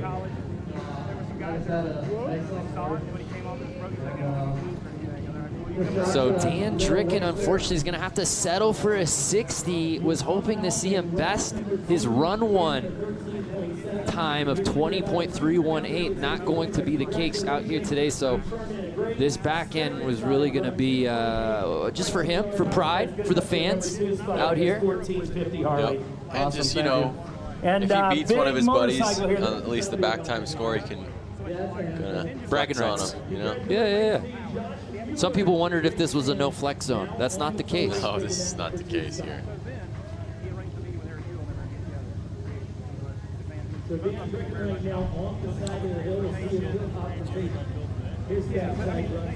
Josh Mueller, a solid performance just now for your second pass. It's looking like it's going to be second place for you. You've got to be excited at the 115th anniversary of Harley-Davidson. Yeah, I just had to pull something off, and it worked. And I'm glad to get second with it. Talk about the course conditions. How was it on your second pass versus the first pass when it was raining? It's slippery, but it's getting better. It's getting chewed up more. You get more traction, and make it happen. Awesome. Well, great job, Mueller. 128 taking it, possibly second here. We will find out here shortly once these guys wrap it up. Nice. Well, thank you, Diana. And like I said, he said it's getting a little more chewed up, and since it is drying out a little bit, he's getting a lot more traction.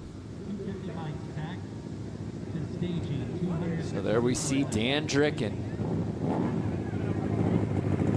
We turn our attention now, though, to our final rider here in the class.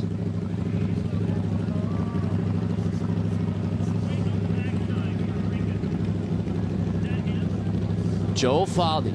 All right, so Drayton's Now, Joel was incredibly fast on his first run. If you remember, he was under 16 seconds here on this part of the course, and then was just over 2.5 on the back end. What's he got for an encore? I don't know. It's going to be tough to beat. We'll see. Oh, what a shot.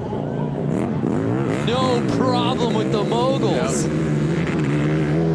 On the gas. Oh my goodness, he bests his run 1 score of 14.114. Whoa.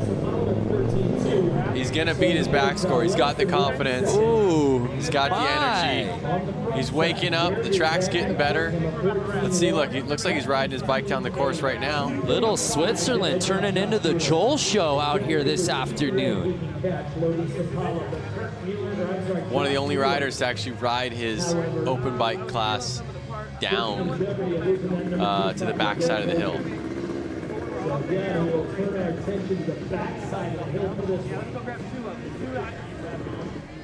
All right, so he's checking it out. I love it. Really lining this thing up. He didn't even look at the other lines. Well, and to your dismay, because I think you've just been saying left all day long, and it doesn't seem like the riders care. I think that they have to go left when they get to the top.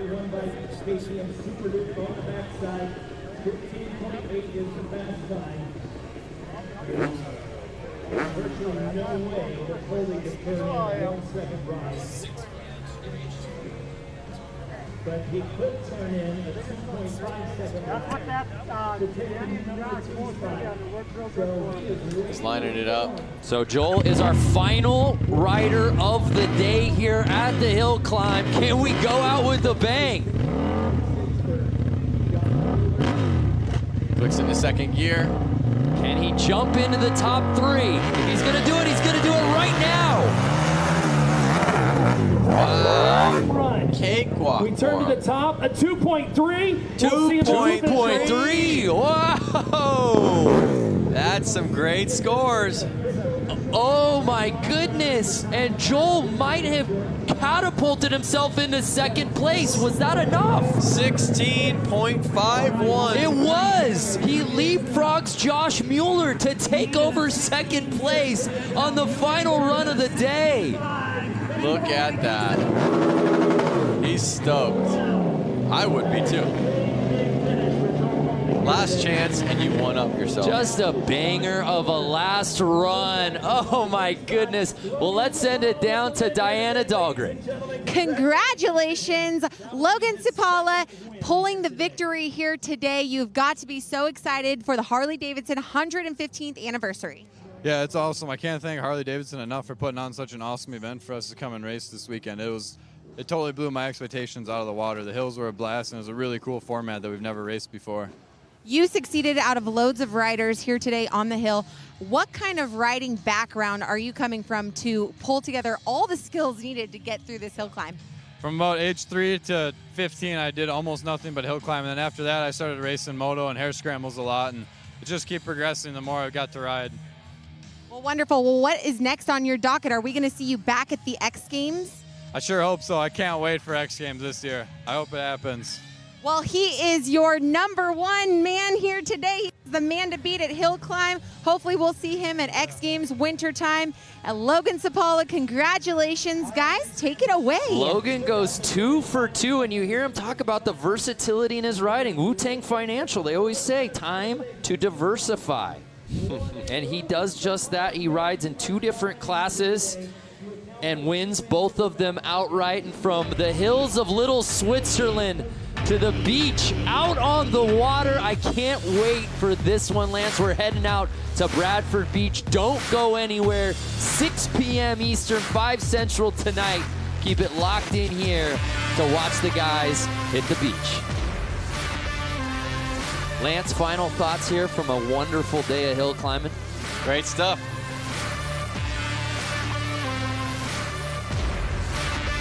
Well, that's going to do it again. Congratulations to all of our competitors, but it was really the Logan Cipala show, going 2 for 2 in 2 different classes. He was absolutely outstanding. For Diana Dahlgren, Lance Corey, I'm Brandon Graham. We'll see you in just a little bit out at the beach.